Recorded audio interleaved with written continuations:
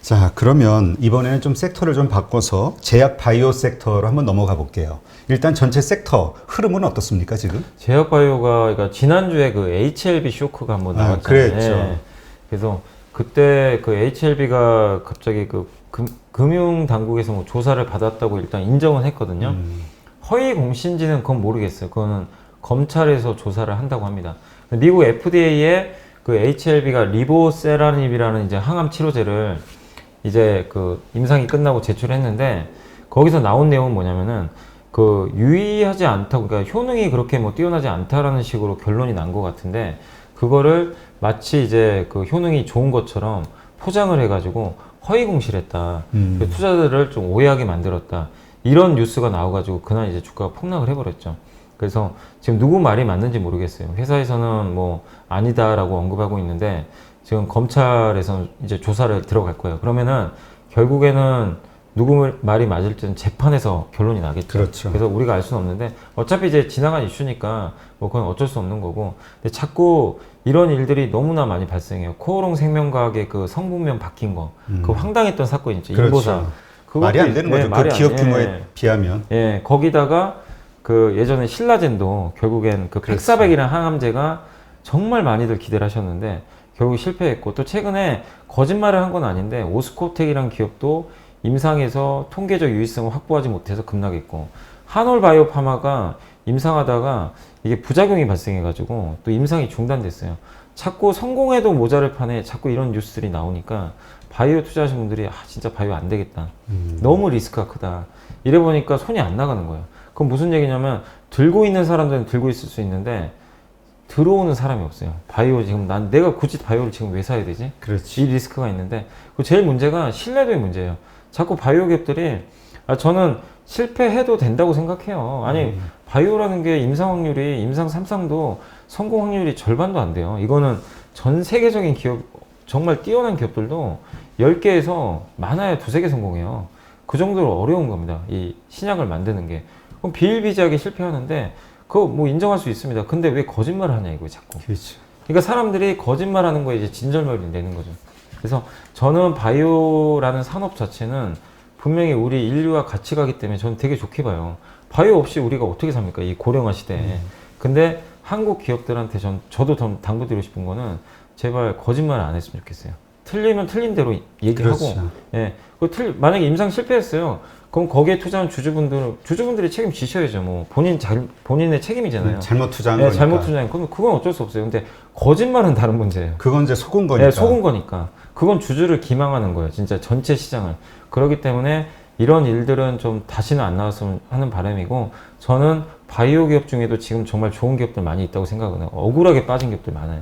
그런 기업들을 오히려 투자할 수 있는 기회니까 여러분들이 바이오 산업 전체를 매도하지 마시고, 이럴 때일수록 많이 빠졌잖아요. 공부를 좀 하시면 진짜 싸게 들어갈 수 있는 좀 기회가 저는 생겼다고 생각하거든요. 그래서 너무 부정적으로 보실 필요는 없다고 생각합니다. 네. 지금 공부 얘기하셨는데 어떤 분이 또 그런 글을 올려주셨네요. 이런 방송에 도움은 되지만 이거 듣고 바로 종목 사지 말고 네. 참고해서 맞아요. 열심히 공부해서 심사숙고해야 된다. 그 네, 맞는 말씀이에요. 정말 좋은 말씀이세요. 네. 왜냐하면 뭐 대표님도 그렇고 저도 그렇고 아니면 이제 제가 이제 주로 뭐 3프로도 나가지만 거기에 애널리스트 분도 많이 나오시고 유명한 전문가들이 나오는데 그분들이 얘기한다고 다 올라가지도 않고, 그렇죠. 거기서 실패하는 기업도 되게 많아요. 근데 그거를 가지고 그 사람 말만 믿고 하는 거는 정말 위험합니다. 그래서 제가 뭐 제 나름대로 아까 좋은 거 뭐 아니다 이렇게 얘기는 해드렸지만 여러분들이 그런 내용을 참고하셔가지고 직접 공부를 하시는 게 더 중요해요. 그래서 모든 건 여러분의 판단입니다. 다만 이제 제가 여기서 방송을 하는 이유는 여러분들의 판단에 조금 더 도움을 드리기 위해서니까 참고만 하셨으면 좀 좋을 것 같아요. 네. 일단 여기서 힌트를 얻고 공부를 해서 맞아요. 정말 네. 투자할 만한가? 그 다음에 한다면 어느 시점에 할 것인가? 이런 거 본인들이 판단하셔야 되는데. 아니 요즘에 진짜 공부하기가 너무 좋은 게, 제가 예전에 여기 유튜브 얘기도 했잖아요. 유튜브 상에서 정말 공부할 환경도 있고, 그리고 제가 요새 깜짝깜짝 놀라는 게 예전에는 그 재무제표나 이런 거 보면 전자공시 들어가서 보기 힘들잖아요. 그렇죠. 이거 막 그 숫자도 너무 많고. 근데 네이버에 검색만 하면 네이버 그 증권 있잖아요. 제가 네이버를 홍보하는 건 아니지만 너무 잘 돼 있어요. 아예 그 재무제표를 몇 년치를 다 볼 수가 있고요. 거기에 우리가 계산해야 되는 PER, PBR 이런 거 다 계산해서 다 알려주고 그래프까지 그려줘요. 근데 그게 다 무료니까 여러분들이 그 정보 얻기는 너무나 좋은 환경이에요. 그래서 공부 좀 열심히 좀 하시면 분명히 좋은 결과 있을 겁니다. 네. 네. 일단 뭐 그 사건 때문에 이제 제약 바이오 섹터가 좀 어두울 것 같기는 한데 궁금한 것도 모르는 것도 많은 주린이 여러분, 생각보다 쉬운 주식 투자 저와 함께 해보시겠습니까? 이베스트 마이넷에서 프라임 서비스를 신청하시면 온라인 방송으로 저희 연불리와 함께 하실 수 있습니다.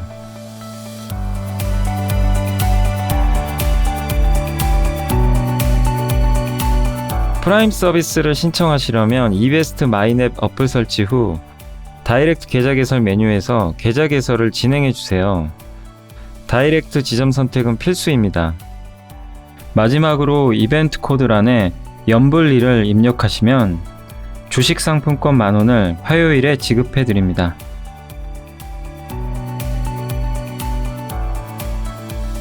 궁금하신 사항은 02-3779-8880으로 연락주세요.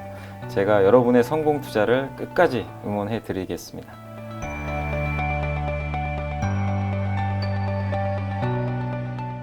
네. 일단 개별 종목으로 들어가서 네. 셀트리온 헬스케어 어떻게 해야 됩니까? 이런 질문이 왔네요. 제발 좀 셀트리온은 제가 답변드리기가 정말 아니 그러니까 무서워요. 근데 보니까 댓글 보니까 정말 인연이 쌀벌- 별로 없는 것 같아. 네, 셀트리온하고. 셀트리온은 저는 셀트리온을 뭐 좋다 나쁘다 잘 얘기는 안 합니다. 제가 왜냐면 말 실수할까봐 뭔지 아실 거예요. 근데 저 최근에 그냥 팩트만 말씀드릴게요. 뭐냐면 증권사 보고서 나온 것만 제가 곁들여서 말씀드리면 최근에 셀트리온이 주가가 좀 부진했던 이유는 코로나19 치료제가 지금 나왔잖아요. 네. 나왔는데 우리 한국에서 긴급 사용 승인을 받았지만 백신이 나오면 코로나19 치료제 수요가 줄어들어요. 아무래도 백신을 접종을 하게 되면 확진자 수가 주니까 이 치료제 수요가 당연히 주는 거는 이건 팩트잖아요. 그리고 근데 이제 물론 좋은 치료제는 맞는데 이 물량이 줄어들 수 있다는 그런 부담감 때문에 주가가 좀 부진한 것 같고, 그리고 미국에서 이제 점유율이 미국이나 유럽 쪽에서 그 뭐 램시마라든가 이런 이제 셀트리온 주력 제품들이 잘 나갑니다. 잘 나가는 건 사실인데 이건 누구나 이제 다 알아요. 그러니까 시장은 새로운 걸 더 원해요. 근데 그런 게 없다 보니까 주가가 약간 정체를 보이는 것 같고, 그리고 여기서 근데 주가가 올라갈 수 있는 모멘텀이 이건 뭐가 남았냐? 저는 지금 자리는 괜찮은 것 같아요. 왜냐면 충분히 지금 주가 빠져서 자리 자체는 나빠 보이지 않는데 여기서 올라갈 수 있는 트리거는 코로나19 치료제가 이번에 한국에서 승인을 받았잖아요.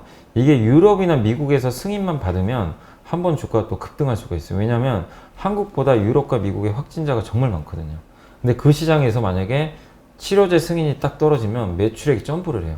네, 한국은 시장이 되게 작아요. 이 치료제 시장 자체가. 왜냐면 우리나라는 방역을 잘해서 확진자가 다른 나라보다 적잖아요.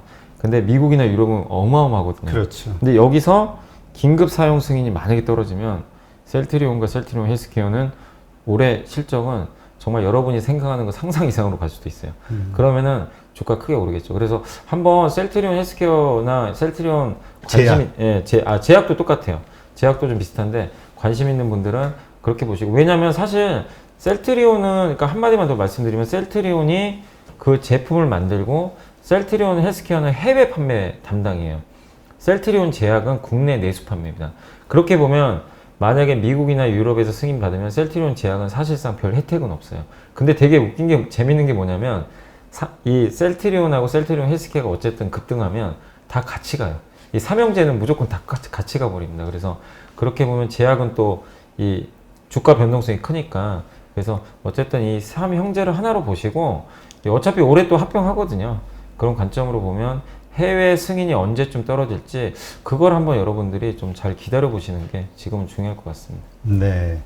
그러면 이번에 ST팜 혹시 어떻게? ST팜도 지금 CMO, 이제 우리 CMO라 그러잖아요. 네. 근데 이제 약간 다른 점은 그 ST팜은 그 RNA라고 하더라고요. 그러니까 뭐 리보핵산이라고 하는데 되게 어려운 용어긴 한데, 이제 우리가 이제 흔히 말하는 일반적인 그 단백질, 그러니까 삼성바이오가 하는 거는 일반적인 바이오 신약 그쪽에 관련된 거고, 이제 RNA 같은 경우는 이제 그 ST팜이 주로 하는 건데, 이게 이 병이 걸렸을 때 아니면 이 병균이 들어왔을 때 그 유전자 정보를 이제 발본색원해 가지고 애초에 병이 안 걸릴 수 있게끔 근원적인 부분을 차단시킬 수 있는 그런 치료제라고 하더라고요. 그래서 되게 효용성이 많은데, 이 시장이 조금씩 열려요. RNA 치료제를 만드는 신약 개발 업체들이 요새 많이 나와요. 근데 그거를 만드는 업체들이 ST팜 같은 데다가 만들어 달라 그러거든요. 개발이 끝나면. 그러면 ST팜은 설계도 받아가지고 만들어주면 되는데, 제가 기억하기로는 ST팜이 지금 전 세계 3위 업체로 알고 있어요. 그쪽에서. 그래서 굉장히 경쟁력 있고, 이 시장 자체도 되게 커요. 근데 똑같아요. 아까 삼성 SDI랑 똑같아요. 결론은. 많이 올랐어요. 어쨌든. 주가가 그동안 과도하게 좀 올랐기 때문에, 지금은 좀 숨고르기 구간으로 보시는 게 좋을 것 같아요. 그래서 나쁘게 보지 마시고, 약간의 쉬어가는 타이밍 후에 재상승을 한번 다시 기대해 보시는 전략이 필요할 것 같습니다. 네. 지금 레고캠바이오에 이제 물리신 분인 것 같은데 답답하신 것 같아요. 근데 바이오는 사실 저도 바이오는 지식이 좀 짧아서 정확히 말씀 못 드리겠지만, 바이오 투자자분들은 그 가지고 있는 그 파이프라인이 있어요. 신약 파이프라인. 레고캠바이오도 제가 알기로는 되게 유력한 그 좋은 파이프라인 갖고 있는 걸로 아는데, 이 기업들 같은 경우 특별히 임상 실패라든가 정말 거짓말만 안 하면 돼요. 거짓말만 안 한다면 여러분들이 지금 자리에서 너무 부담스러워하실 필요는 없는 것 같아요. 바이오는 어쨌든 심리가 진짜 중요하더라고요. 근데 이 심리가 언제쯤 돌아오느냐, 그건 알 수 없지만 조만간 어쨌든 이제 HLB 쇼크도 충분히 그동안 주가에 반영됐으니까 조금만 뭐 이번 2월은 좀 힘들다 하더라도 3월 어느 시점부터는 또 한 번의 그 바이오 주들에 대해서도 좀 관심을 갖는 그런 시기가 또 올 수도 있고, 또 학회가 또 있을 거예요. 보통 3월인가 4월에 또 미국이나 유럽 쪽에서 암학회라든가 종양학회가 또 열리게 되거든요. 그럼 거기에 이제 나가게 되는 업체들의 기대감이 또 높아지면 그걸 따라서 바이오주들이 또 같이 가는 경우들이 좀 있어요. 그리고 지금 정부는 코스닥 시장을 활성화시키는 게 되게 좀 중요하거든요. 네. 코스닥 시장을 활성화시키면 그 정부에서 좀 육성하는 게 벤처기업들 많이 육성하려고 그러잖아요. 근데 벤처기업을 육성하기 위해선 이 벤처기업이 코스닥 시장에 잘 진입을 해야 돼요. 그러려면 이 시장 자체가 좋아져야 돼요. 근데 코스닥 시장이 좋아지려면 바이오가 좋아야 됩니다. 이게 이제 수순인데, 그래서 이거를 이렇게 정부에서는 방관할 리가 없어요. 그래서 어느 정도 코스닥 시장에 대해 우호적인 정책들이 또 나올 수가 있으니까 조금 시간을 갖고 저는 지켜보는 게 좀 필요할 것 같습니다. 네. 그 동국제약이 좀 어떻습니까? 주가 흐름이 전에 언급하셨던 것도 같은데. 동국제약은 좀 최근에 좀 올랐다가 이것도 그 약간 좀 최근에 좀 조정받고 있는 것 같은데, 동국제약은 사실은 이제 제약회사인데 신약 개발 회사는 아니에요. 일반적인 그 의약품 있잖아요. 뭐 마데카솔 아니면 뭐 인사돌 이런 걸 만들어서 뭐 주력 제품도 잘 나가고 있고, 근데 핵심은 뭐냐면 마데카 크림이라고 있습니다. 화장품이에요. 화장품을 이 주름을 개선해주는 화장품이래요. 근데 그 화장품을 쓰신 분들 평이 되게 좋고 홈쇼핑에서 판매가 잘 되고 있는데, 국내에서는 어쨌든 대박이 난 제품입니다. 근데 이게 올해 중국에 들어간대요. 예, 그렇게 되면 올해 한 번 더 점프를 하겠죠. 근데 최근에 특별한 뭐 이슈는 없어요. 이슈 없는 가운데 그냥 그날 수급 따라서 좀 왔다 갔다 하는데, 요즘에 코스닥 시장 분위기가 좀 썩 좋진 않다 보니까 주가가 좀 쉬어가고 있는 것 같습니다. 그래서 동국제약은 뭐 저는 여전히 중국 쪽의 모멘텀이 살아있고 한국에서의 어떤 실적 자체도 나쁘지 않기 때문에 아직은 계속 좀 긍정적으로 바라봐도 되지 않을까 생각하고 있습니다. 네. 지금 제넥신 같은 경우에 이제 흑자 전환됐다 뭐 이런 발표를 했다고 하는데 앞으로 주가 흐름에 대해서 이제 궁금해 하시는 것 같아요. 제넥신 같은 경우는 이제 저번에 백신 만들다가 백신을 이제 기존에 만든던 걸 이제 포기하고 새로운 백신 만든다 그래서 한번 주가가 급락한 적이 있는데, 이번에 또 보니까 기술 수출했다는 그런 얘기도 나왔더라고요. 그래서 네. 주가가 한번 또 급등을 했어요. 지난주 금요일인가 목요일날 아마 그 뉴스가 나와가지고, 제넥신도 대표적인 국내 그 기술력을 가진 신약 개발 업체거든요. 근데 백신도 제조하고 만들고 있고 지금 개발 중이고, 신약 개발도 되게 잘하고 있고, 한독이 최대 주제예요. 한독이 이제 지분을 좀 갖고 있는 그런 회사인데, 제넥신 어쨌든 경쟁력 분명히 있습니다. 근데 지금 다 똑같아요. 바이오는 지금 아무리 잘났어도 당장 못 가요. 심리 자체가 지금 얼어있기 때문에. 그래서 이 심리적인 부분을 그 해소할 수 있는 뭔가 좀 시간이나 아니면 모멘텀이 나올 때까지는 당분간은 좀 주가 지지부진할 수 있습니다. 근데 제넥신은 뭐 검증된 회사니까 좀 중장기적으로 저는 괜찮지 않을까 일단 생각은 합니다. 네. 하여튼 이렇게 제약 바이오주를 섹터를 한번 살펴봤는데, 일단 기본적으로 지금 그 부정적인 뉴스 때문에 검찰 조사 받고 있다는 자체가 크나큰 악재죠. 네, 일단 섹터 내에는. 심리 자체가 좀 눌려 있는 거죠. 네. 일단 좀 뭐 하여튼 뭐 다른 면으로는 이럴 때 정말 괜찮은 우량주를 네. 매수할 수 있는 기회가 될. 하여튼 옥석 가리기를 좀 잘 하셔야 될 것 같다는 생각이 들고요. 네. 이번에는 좀 훌쩍 건너뛰어서 대한항공, 이제 신주 인수권을 가지고 계신 분인 것 같은데.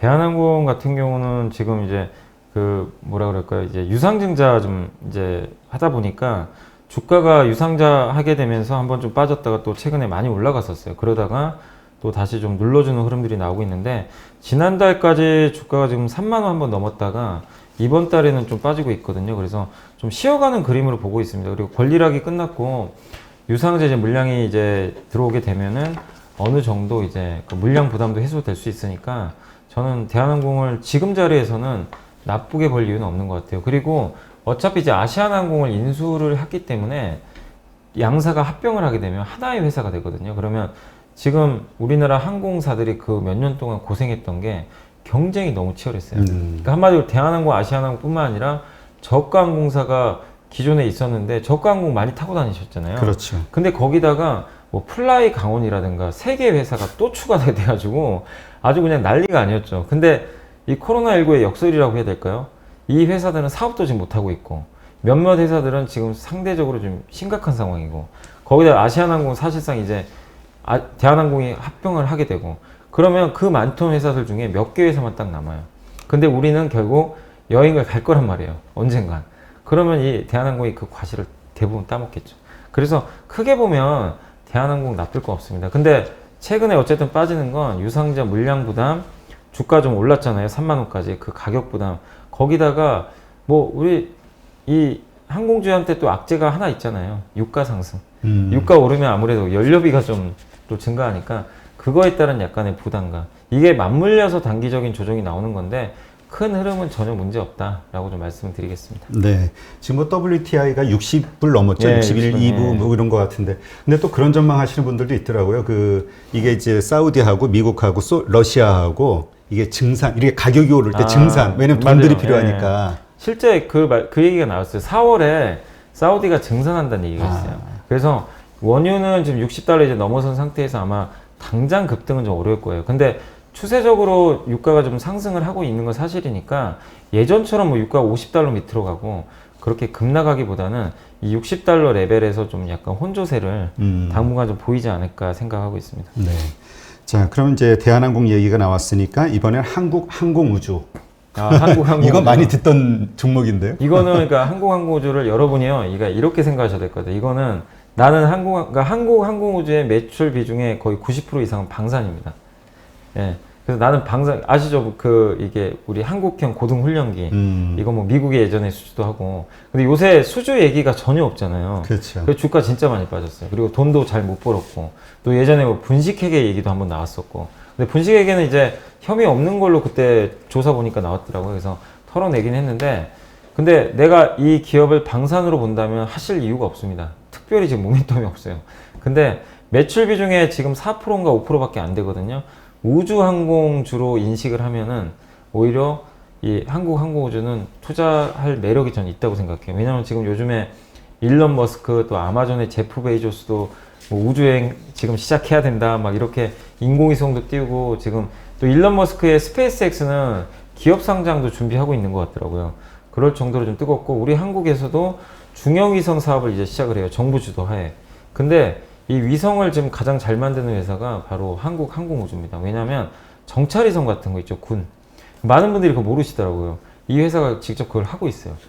발사체라든가 위성 발사체, 이런 우주와 관련된 사업을 하는데, 방산 시장이 워낙 그동안 이제 매출 비중이 높다 보니까 이게 너무 적다 보니까 사람들이 인식을 못했던 거죠. 근데 우주 시장이 열리고 정부가 이 길을 열어주면 한국항공우주에 어떻게 보면 이제 모멘텀이 하나 될 수 있는 거거든요. 그래서 저는 한국항공우주를 여러분들이 우주 쪽으로 좀 생각을 하신다면 투자를 할 매력은 저는 충분히 있다. 그래서 너무 실적을 보지 마세요. 사실 실적은 당장 좋아지기 힘들어요. 왜냐면 우주항공인 한다고 해서 뭐, 왜냐면 당장 매출이 급증하고 그런 건 아니고, 우주 관련된 기업들의 매출은 적어도 2, 3년 정도 지나야만 좀 나올 수가 있기 때문에, 그런 관점에서 한국항공우주에 대해서는 우주 쪽이라면 좀 긍정적으로 바라보자, 이렇게 말씀드리겠습니다. 네. 여기 8.15도 목표가 정해달라는데. 아유, 이거는 저 텐베거. 네. 저기 그 그리고 비트코인. 뭐, 네. 이거 한번 좀 정리해드릴까요, 시장? 아, 네네. 어떻게? 네, 좀 시간 이제 좀 돼가는 것 같아서. 그러니까 그 여기 생방송이니까 한번 이제 시장 한번 봐드릴게요. 오늘 이제 현재 지금 12시 이제 1시 돼가고 있는데 코스피가 3,108포인트 기록을 하고 있고 플러스 1.3포인트 0.04%.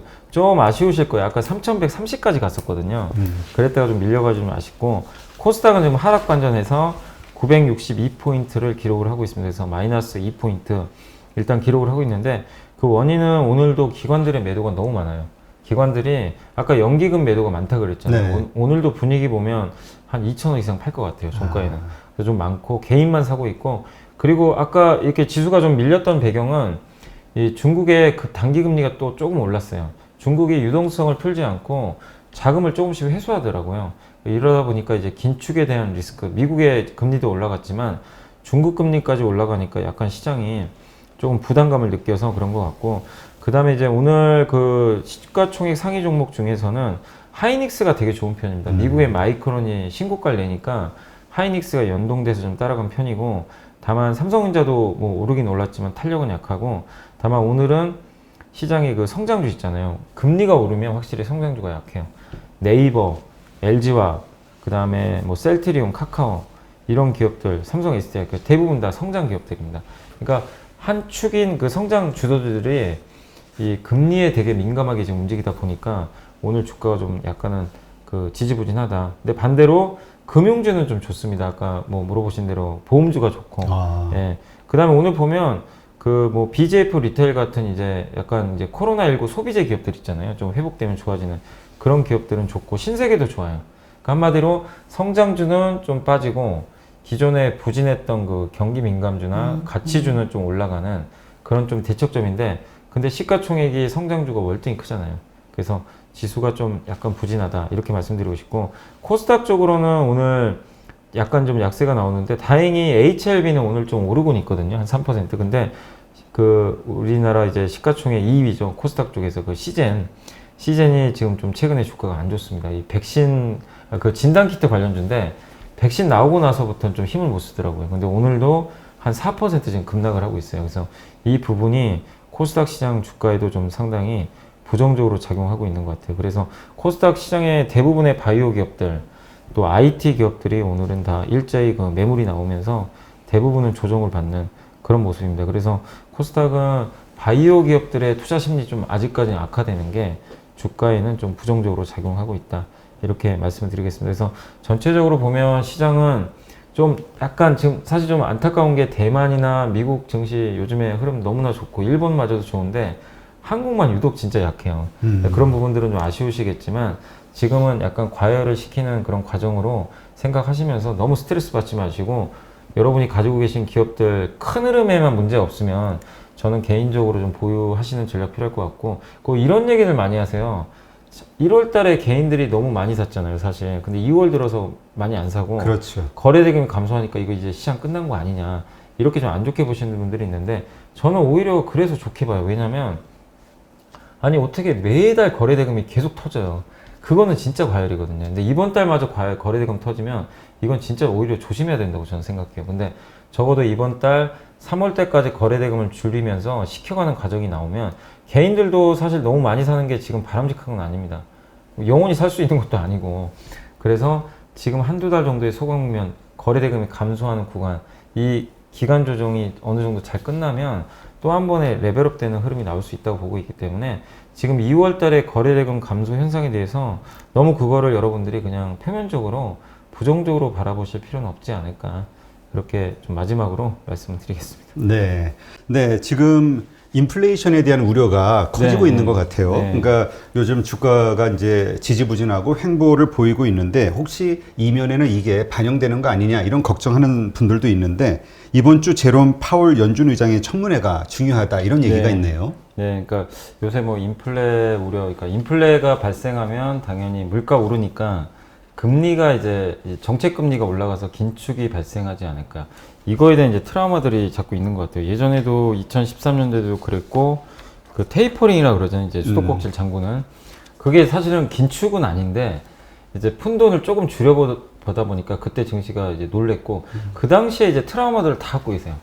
그리고 그 후에도 이제 금리 인상기에 특히 미국은 금리 오르는 기간에도 되게 좋았는데 우리 한국이 금리 이렇게 미국이 올랐을 때 초창기에 막 얻어맞는 경우들이 너무 많으니까 투자들이 이제 굉장히 좀 예민하게 반응들을 좀 보이는 것 같습니다. 근데 아마 파웰 의장이 이제 내일하고 내일 모레 이제 상원 하원에서 청문회 이제 나서게 될 텐데 분명히 하는 얘기는 똑같을 거예요. 그러니까 지난주에도 얘기한 것처럼 결국에 지금 뭐 이것저것 가릴 때가 아니다. 어쨌든 경기 부양에 지금 올인을 해야 될 때고 그 다음에 지금 특히 제일 중요한 게 그 파웰 의장의 그러니까 발언에서 항상 나오는 게 고용입니다. 고용이 자기가 생각하는 목표치까지 가야 되는 것 같더라고요. 근데 지금 고용 실업률이 6.5%거든요. 근데 3.5%가 타겟인 것 같아요. 딱 보니까. 그러면 그거는 올해 안에 힘들어요. 아무리 빨라도 내년 하반기? 빠르면 내년 하반기 정도 보고 있는데 그때까지는 긴축에 대해서 너무 걱정하실 필요는 없을 것 같고 그리고 이제 물가가 이렇게 올라가는 배경에는 이제 경기가 좋아질 거라는 그런 부분들하고 결국에 이제 최근에 이 원자재 가격 상승 이런 것들이 이제 두 가지가 있는데 이 인플레이션도 딱 보니까 좋은 인플레이션, 나쁜 인플레이션이 있다고 하더라고요. 그러니까 뭐 이건 뭐 경제 교과서에도 나왔던 얘기지만 좋은 인플레이션은 역시 그 경기가 좋아지면서 수요 기반, 그러니까 수요가 좋아지면서 이 소비재 가격이 올라가는 그런 이제 인플레이션을 되게 좋은 거라고 하고 그럼 나쁜 인플레이션을 공급이 증가하는 거 있죠. 그러니까 비용 증가라고 하는데 최근에 그 원자재 가격이 너무 오르잖아요. 이 원자재 가격들은 비용이 다 포함이 되는 건데 그러다 보니까 시장에서 아 이거 나쁜 인플레이션 아니냐. 왜냐면 뭐 구리 가격이 급등을 하질 않나 뭐 지금 뭐 농산물 가격이 막 튀기 시작하고 이러니까 시장이 아 이건 안 좋은 거야. 이렇게 하는 것 같습니다. 근데 이런 쇼티지가 영원하진 않거든요. 어느 시점에서는 그러니까 지금 왜 이런 현상이 자꾸 발생하냐면 생산과 소비의 미스매치라고 하더라고요. 그러니까 그동안 생산을 못한 거예요. 공장 출근을 못하니까. 근데 사람들은 집에서 온라인 쇼핑으로 소비는 해요. 예, 뭐 내구재도 사고 자동차 살 거 있으면 사고. 근데 생산이 안 되니까 이게 이제 격차가 발생하는 거죠. 그러니까 한마디로 공급은 축소될 수밖에 없고 수요는 증가하는데 공급이 축소되니까 거기서 이제 어떻게 보면 인플레가 발생하는 거죠. 비용단에서. 그래서 이런 부분에 있어서 여러분들이 결국에 이게 영원할 거냐? 그건 아닙니다. 결국엔 지금 우리 이스라엘도 보니까 오늘 뉴스 보니까 이스라엘 국민들의 한 47%가 백신 접종을 했는데 예방률이 99%나 된다고 하더라고요. 효과가 있다는 얘기네요. 네, 어마어마하게 좀 안 걸린다고 봐야 돼요. 그리고 이스라엘은 이제 뭐 호텔, 뭐 아니면 뭐 수영장 이런 데를 다 오픈을 한다고 합니다. 뭐 아니면 뭐 이 콘서트 같은 거 있잖아요. 뭐 아니면은 뮤지컬 같은 거 이런 거 오픈한다고 하는데 결국 이게 함의하는 게 뭐가 되겠습니까? 이제 백신 접종을 하는 나라들. 우리나라는 이번 주 금요일 날 한다고 하더라고요. 처음으로. 그러면 이제 생산이 점점 정상화 될 거예요. 그리고 지금 미국 정부도 급하잖아요. 급하니까 행정명령 내려서라도 반도체 증설해라 이럴 수가 있거든요. 그럼 각국 정부가 강제적으로도 이건 명령을 내릴 수가 있어요. 그러면 이 생산은 어느 정도 나중에 급격히 정상화됩니다. 그러면은 원자재 가격이나 이런 것들이 다 안정화되겠죠. 그래서 지금의 인플레이션에 대해서 이게 계속 이런 그 비용 증가 인플레이션이 이어지면 증시에는 되게 안 좋을 수밖에 없는 겁니다. 근데 이게 계속 이어질 가능성은 저는 높지 않다고 보고 있고 결국에 그 후에 뒤따라오는 건 이제 수요 기반 경기가 좋아지면서 수요가 확실히 증가하는 좋은 인플레이션이 들어올 수 있다고 보고 있기 때문에 지금 이 인플레이션 자체에 대해서 여러분들이 너무 저는 좀 부정적으로 볼 필요는 없다 그렇게 좀 말씀드리고 싶고 그리고 지금 인플레이션이 어쨌든 이런 안 좋은 인플레이션이 지금 시장에 반영이 되고 있기 때문에 증시가 좀 답답한 거거든요. 그래서 이 부분도 지금 주가에는 반영되는 지금 상황이니까 여러분들이 너무 이렇게 뭐 걱정을 하시거나 그럴 필요까지는 없지 않을까 생각하고 있습니다. 네, 진짜 한국도 26일 아스트라제네카, 27일 화이자부터 시작해서 이제 의료 종사자들부터 먼저 마친다는 네, 얘기가 맞습니다. 있는데, 예. 그러니까 이제 이런 식으로 백신에 대한 효과가 있다 보니까 그 많은 분들이 앞서서 걱정하는 게 이게 실물 경제를 회복시키면서 인플레이션 우려가 되는 거 아니냐, 이게 아마 그렇게 연결되는 것 같은데요. 그러니까 이게 근데 과거 데이터를 보면 이게 실물 경제가 좋아지면서 금리 오르는 거 있잖아요. 인플레. 그 경우에는 주식시장이 거의 다 올랐어요. 예, 나쁘지가 않았어요. 그러니까 항상 앞서 말씀드린 대로 비용이 증가하는 원자재 가격이 너무 올라가고 그런데 실물 경제가 뒤따라오지 않는데 이 비용만 증가해서 인플레가 발생한 경우에는 그때는 거의 다 시장이 폭락을 했어요. 근데 이거를 뭐라 그러면 리플레이션이라고 하더라고요. 그러니까 디플레 상태였잖아요. 우리가 그동안 물가가 낮은. 근데 거기서 이제 처음으로 인플레가 발생하는 걸 리플레이션이라고 하는데 이게 지금 전형적인 리플레이션이 나올 가능성이 되게 높습니다.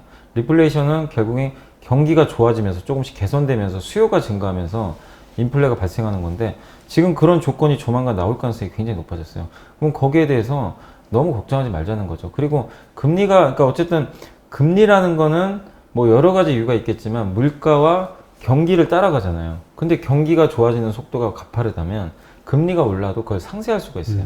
그렇기 때문에 너무 그냥 여러분들이 그냥 이분법적으로 금리 오르면 나빠, 금리가 내려가면 좋아 이렇게 생각하시면 안 되고 금리가 인하가 됐을 때 안 좋은 경우도 있잖아요. 금리가 인하된다는 건 경기가 그만큼 안 좋다는 거거든요. 그래서 주가가 폭락한 쪽도 되게 많아요. 그러니까 우리가 너무 잣대를 이렇게 이거다 저거다 이렇게 생각하지 마시고 그 안에서 좀 적절하게 지금 상황이 어떤지 보시고 대응하는 게 맞는 것 같아요. 그래서 지금의 금리 그 상승에 대해서 너무 놀라지 마시고 그리고 제일 중요한 건 파웰이에요. 파웰 의장은 금리 올릴 생각이 지금 1도 없어요. 지금은. 근데 정책금리 그러면 안 움직여요. 그렇다는 얘기는 우리가 실질금리라고 뭐 들어보셨는지 모르겠지만 명목금리에서 물가상승률을 뺀 거거든요. 실질금리가 지금 마이너스가 굉장히 심해요. 근데 보통 실질금리가 하락할 때 자산시장이 올라갑니다. 예. 그렇다는 얘기는 명목금리, 정책금리는 지금 올리지 않으면 물가는 조금씩 올라가잖아요. 그럼 더 실질금리는 더 떨어져요. 여기서 이걸 뺀 거니까. 그래서 그 파웰 의장이 진짜 긴축 시그널을 주는 것만 아니면 실질금리는 계속 밑에 있을 거예요. 이거는 주식시장이 되게 좋은 시그널이니까 여러분들이 좀 아직은 너무 부정적으로 볼 필요는 없는 것 같습니다. 네. 하여튼 이번 주 그 파월 연준 의장이 어떤 메시지를 내놓을 것이냐.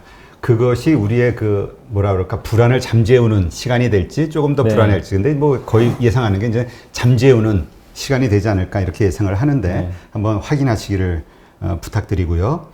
한국에서도 25일 기준금리 결정이 예정돼 있죠. 네네. 우리나라는 이제 금통위가 열릴 텐데 사실은 뭐 금리 동결 가능성이 거의 높고요. 그렇죠. 뭐 인상할 이유도 없죠. 뭐 지금 당장 인상한다면 또 엄청난 후폭풍이 일어날 수가 있기 때문에 왜냐면 지금 정부도 뭐 이게 진짜인지 모르겠지만 저번 주에 기사 보니까 문재인 대통령이 뭐 4차 위로금 얘기하셨다고 그러더라고요. 그러니까 전 국민한테. 왜냐면 이제 코로나 때문에 너무 힘드니까 이번에 한 번 더 주자. 그러니까 위로금을 준다는 거는 돈을 더 푼다는 얘기예요. 돈을 더 푸는데 금통위에서 갑자기 긴축을 할 수는 없는 겁니다. 그렇기 때문에 이번 이제 금통위도 좀 밋밋하게 아마 금리를 동결하는 쪽으로 나올 텐데 이제 결국 중요한 건 이제 이거죠. 그 한국은행 총재가 미국도 마찬가지겠지만 이제 물가가 오르기 시작할 텐데 언제쯤 기준금리 인상을 고려하고 있냐 이런 질문들이 분명히 나올 거예요. 그러면은 거기에 대해서 코멘트를 하겠죠. 그게 뭐 당장 몇 개월 안에 금리가 우리가 생각하는 거 그러니까 물가가 오르는 게 좀 크면 할 수도 있다라는 그런 뉘앙스로 얘기를 할 수도 있고 아직은 그걸 생각할 단계가 아니다. 그러니까 미국과 발을 맞춰서 경기 회복에 우리는 일단 포커스를 맞춰야 된다. 그러니까 아다르고 어다르라고 한국은행 총재가 어떤 뉘앙스로 말을 하느냐에 따라서 하나 아까 앞에 말씀드린 거는 이제 금리 약간 인상 쪽이잖아요. 뭐 약간 매파적인 발언이고 후자는 뭐냐면 비둘기파적인 거예요. 그러니까 우리가 원하는 거는 그런 발언이죠. 시장이. 그래서 어떤 발언을 하는지 한번 지켜보시는 게 좋을 것 같아요. 네. 하여튼 뭐 지금 시점에서는 그 시장을 망가뜨릴 이유는 없을 것 같은데 네. 정책 당국자들이 예. 지금 다른 나라들 금리 상황은 어떻습니까? 다른 나라들도 뭐 대부분 지금 거의 금리는 동결돼 있고, 그러니까 아무래도 지금 아직까지는 그 금리를 인상할 수 있는 그런 조건들은 거의 없어요. 사실 근데 유일하게 지금 금리가 인상이 만약에 된다면 할 수 있는 나라는 그 중국밖에 없는 것 같아요. 중국은 지금 경기가 워낙 좋으니까 좋은 상태고 최근에 이제 버블에 대해서 자꾸 얘기들이 많이 나와요. 그래서 중국이 우려하는 거는 부동산입니다. 부동산 가격도 되게 많이 올랐잖아요. 그렇죠. 그래서 그 버블이 생기는 걸 차단하기 위해서 의도적으로 막 금리를 조금씩 올리려는 모습들도 나와요. 그러니까 중국의 인민은행이 그 유동성을 자꾸 좀 요즘에 회수를 해요. 근데 저는 그게 주식시장의 유동성을 회수하는 게 아니라 부동산 버블을 차단하기 위해서 의도적으로 좀 그렇게 하는 것 같아요. 왜냐면 이제 백신이 나오고 중국도 더욱더 올해가 좋은 경제 성장이 나온다면 분명히 자산에 버블이 낄 수가 있거든요. 근데 그거를 너무 싫어하죠, 중국 입장에서. 그렇죠. 그렇기 때문에 그런 거 선제적으로 차단하기 위해서 금리를 올릴 수도 있는데 지금 당장은 아니더라도 우리가 올해 안에 유일하게 금리를 올릴 수 있는 국가는 사실상 중국밖에 저는 없기 때문에 중국이 혹시라도 하반기에 금리를 올릴지 그 부분은 우리가 면밀히 체크를 해야 될 것 같아요. 그러니까 이게 좀 마지막 리스크예요. 제가 봤을 때는 진짜 리스크 중에 지난번에 긴축하니까 주가 네. 시장이 확 흔들렸잖아요. 그때 3천 깨져버렸잖아요, 진짜. 근데 오늘도 증시가 아침에 오르다가요.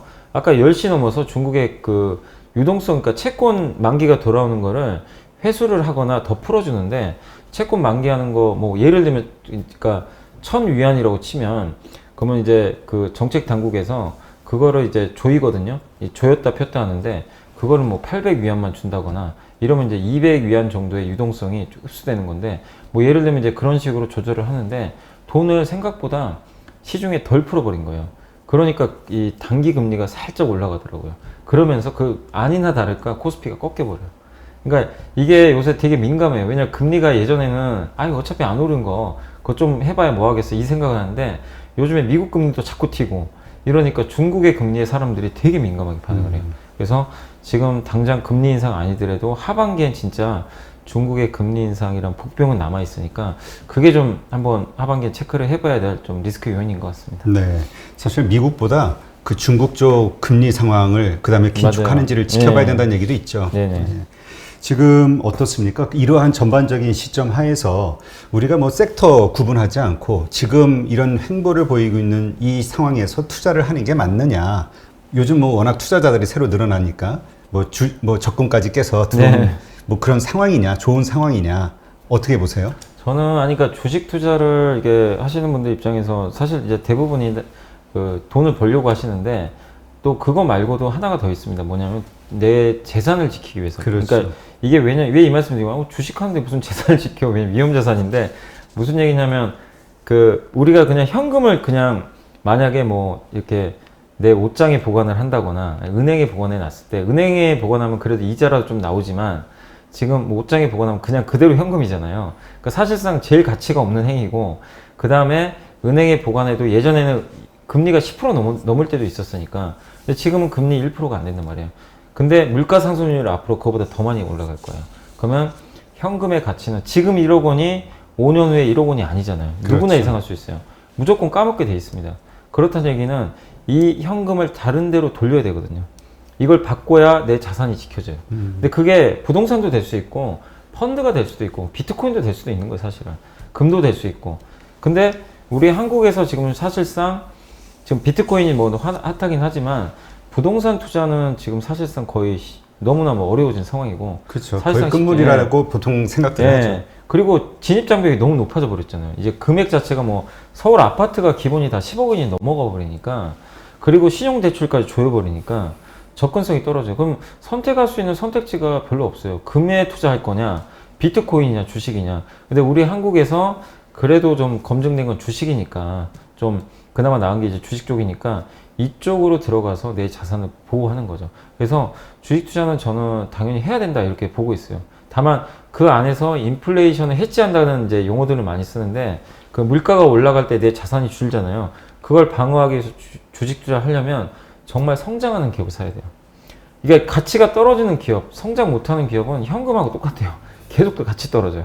근데 성장하는 기업들, 예를 들면 뭐 삼성전자든 아까 LG화학이든 이런 기업들은 성장성이 보이잖아요. 그런 자산을 그러니까 현금 대신에 그런 쪽으로 오히려 교체를 해서 해지한다는 차원으로 여러분이 접근하시면 오히려 마인드가 더 편안해질 수도 있거든요. 근데 무조건 나는 주식해서 돈 벌어야지. 이것도 물론 좋지만 그거보다 내 자산을 한번 방어한다는 측면에서 달리 생각해 보시면 주식 투자를 왜 해야 되는지가 명확하게 나오거든요. 그러니까 이 부분을 한번 고민해 보시면 진짜 좋을 것 같아요. 그러면 그러한 분들이 이제 새로 들어와서 투자할 만한 주식은 어떤 거라고 생각하세요? 좀 이렇게 관심을 갖고 공부해 볼 만한 주식. 네, 그러니까 지금도 뭐 작년에도 그랬지만 앞으로의 그러니까 우리가 그 인간이 어떻게 그 인간의 그 환경 생태계가 좀 변하고 있잖아요. 거기서 지금 어떤 것들이 앞으로 좋아질 것인가 이걸 항상 생각해 봐야 되는데 그러니까 대표적인 게 저는 지금 이제 가장 많이 나오는 게 4차 산업혁명 얘기 많이 나오잖아요. 그게 이제 시작이 됐다. 4차 산업혁명 하면은 가장 눈에 들어오는 게 바로 그 데이터입니다. 빅데이터. 그러니까 빅데이터 기반으로 모든 게 가거든요. 테슬라가 하는 것도 빅데이터예요.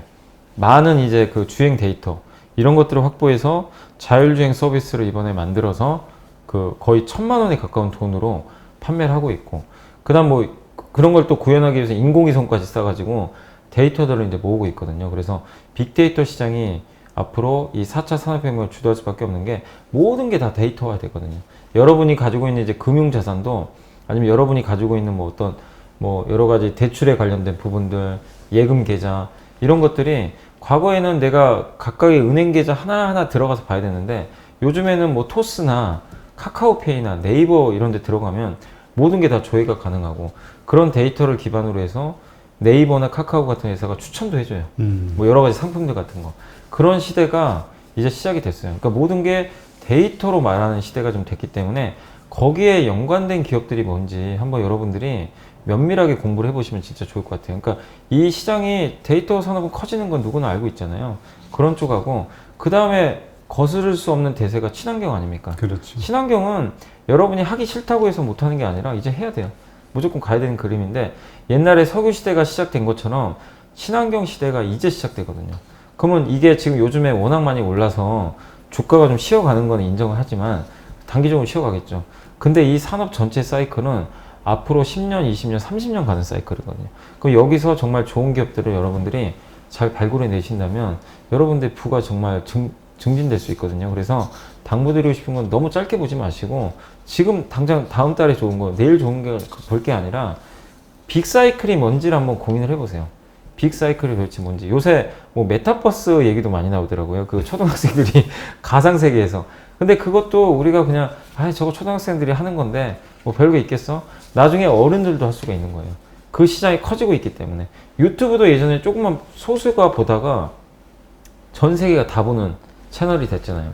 그런 것처럼 그런 앞으로 성장할 수 있는 산업들이 지금 조금씩 나오는데 그게 뭐가 될지 공부하시고 거기에 연관된 기업들을 조금씩 분산 투자하시면 그게 진짜로 장기 투자가 저는 된다고 생각하거든요. 그러니까 무조건 싼 걸 사라는 게 아니라 저는 반드시 그 빅사이클에 있는 업종을 잘 선택을 해보자.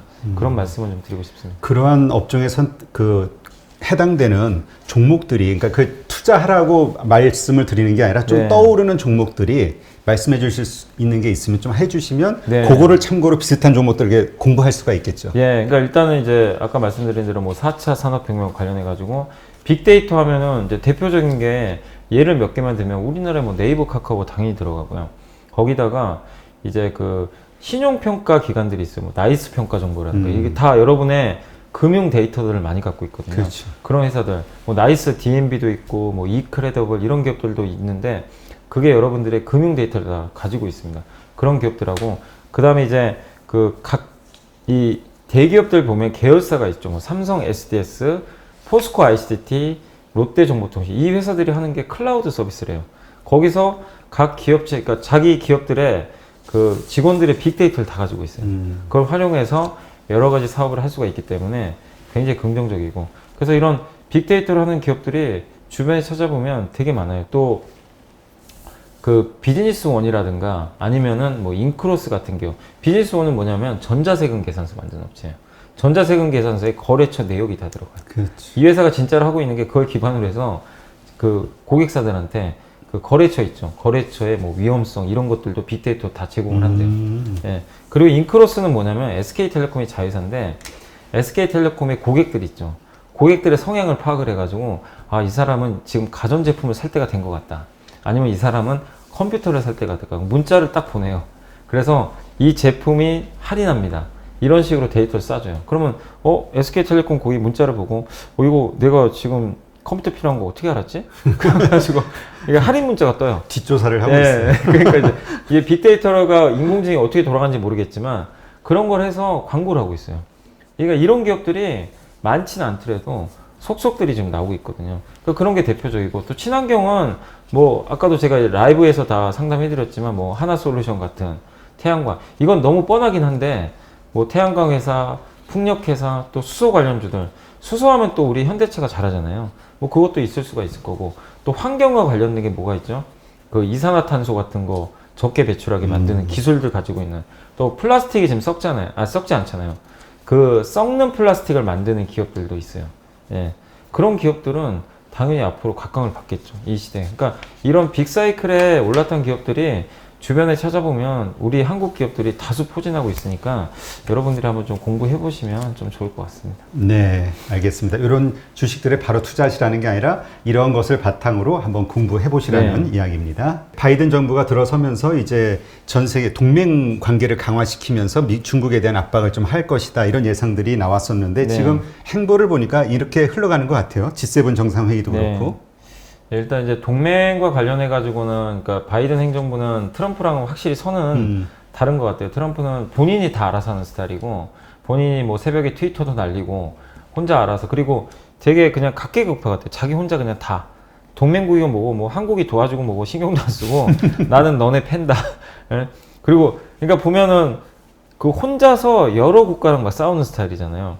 중국하고 싸우고 갑자기 이란하고도 싸우고 거기다 멕시코에 장벽 설치하고 그러니까 약간 독불장국 스타일인데 바이든은 약간 좀 신사 같은 스타일이죠. 신사인데 되게 머리가 좋은 교묘하죠. 그래서 오히려 더 피곤할 수도 있어요. 사실은 왜냐면 그러니까 중국을 겨냥한 건 맞는데 자기 혼자서 하는 게 아니라 주변에 약간 압력을 넣죠. 야 일본 너 나랑 같이 하자.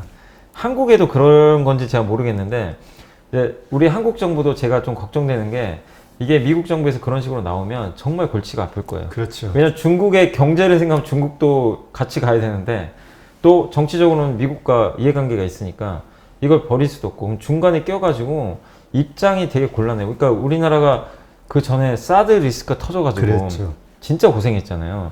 그게 또 나올 수가 있거든요. 그래서 오히려 트럼프보다는 한국 뭐 주식시장 관점에서는 저는 나쁘지 않다고 보는데 정부 입장에서는 되게 좀 골치가 아플 것 같아서 그 부분은 좀 고민을 해봐야 될 것 같고 다만 경제적인 면에서는 트럼프는 아예 무역 자체를 막아버렸어요.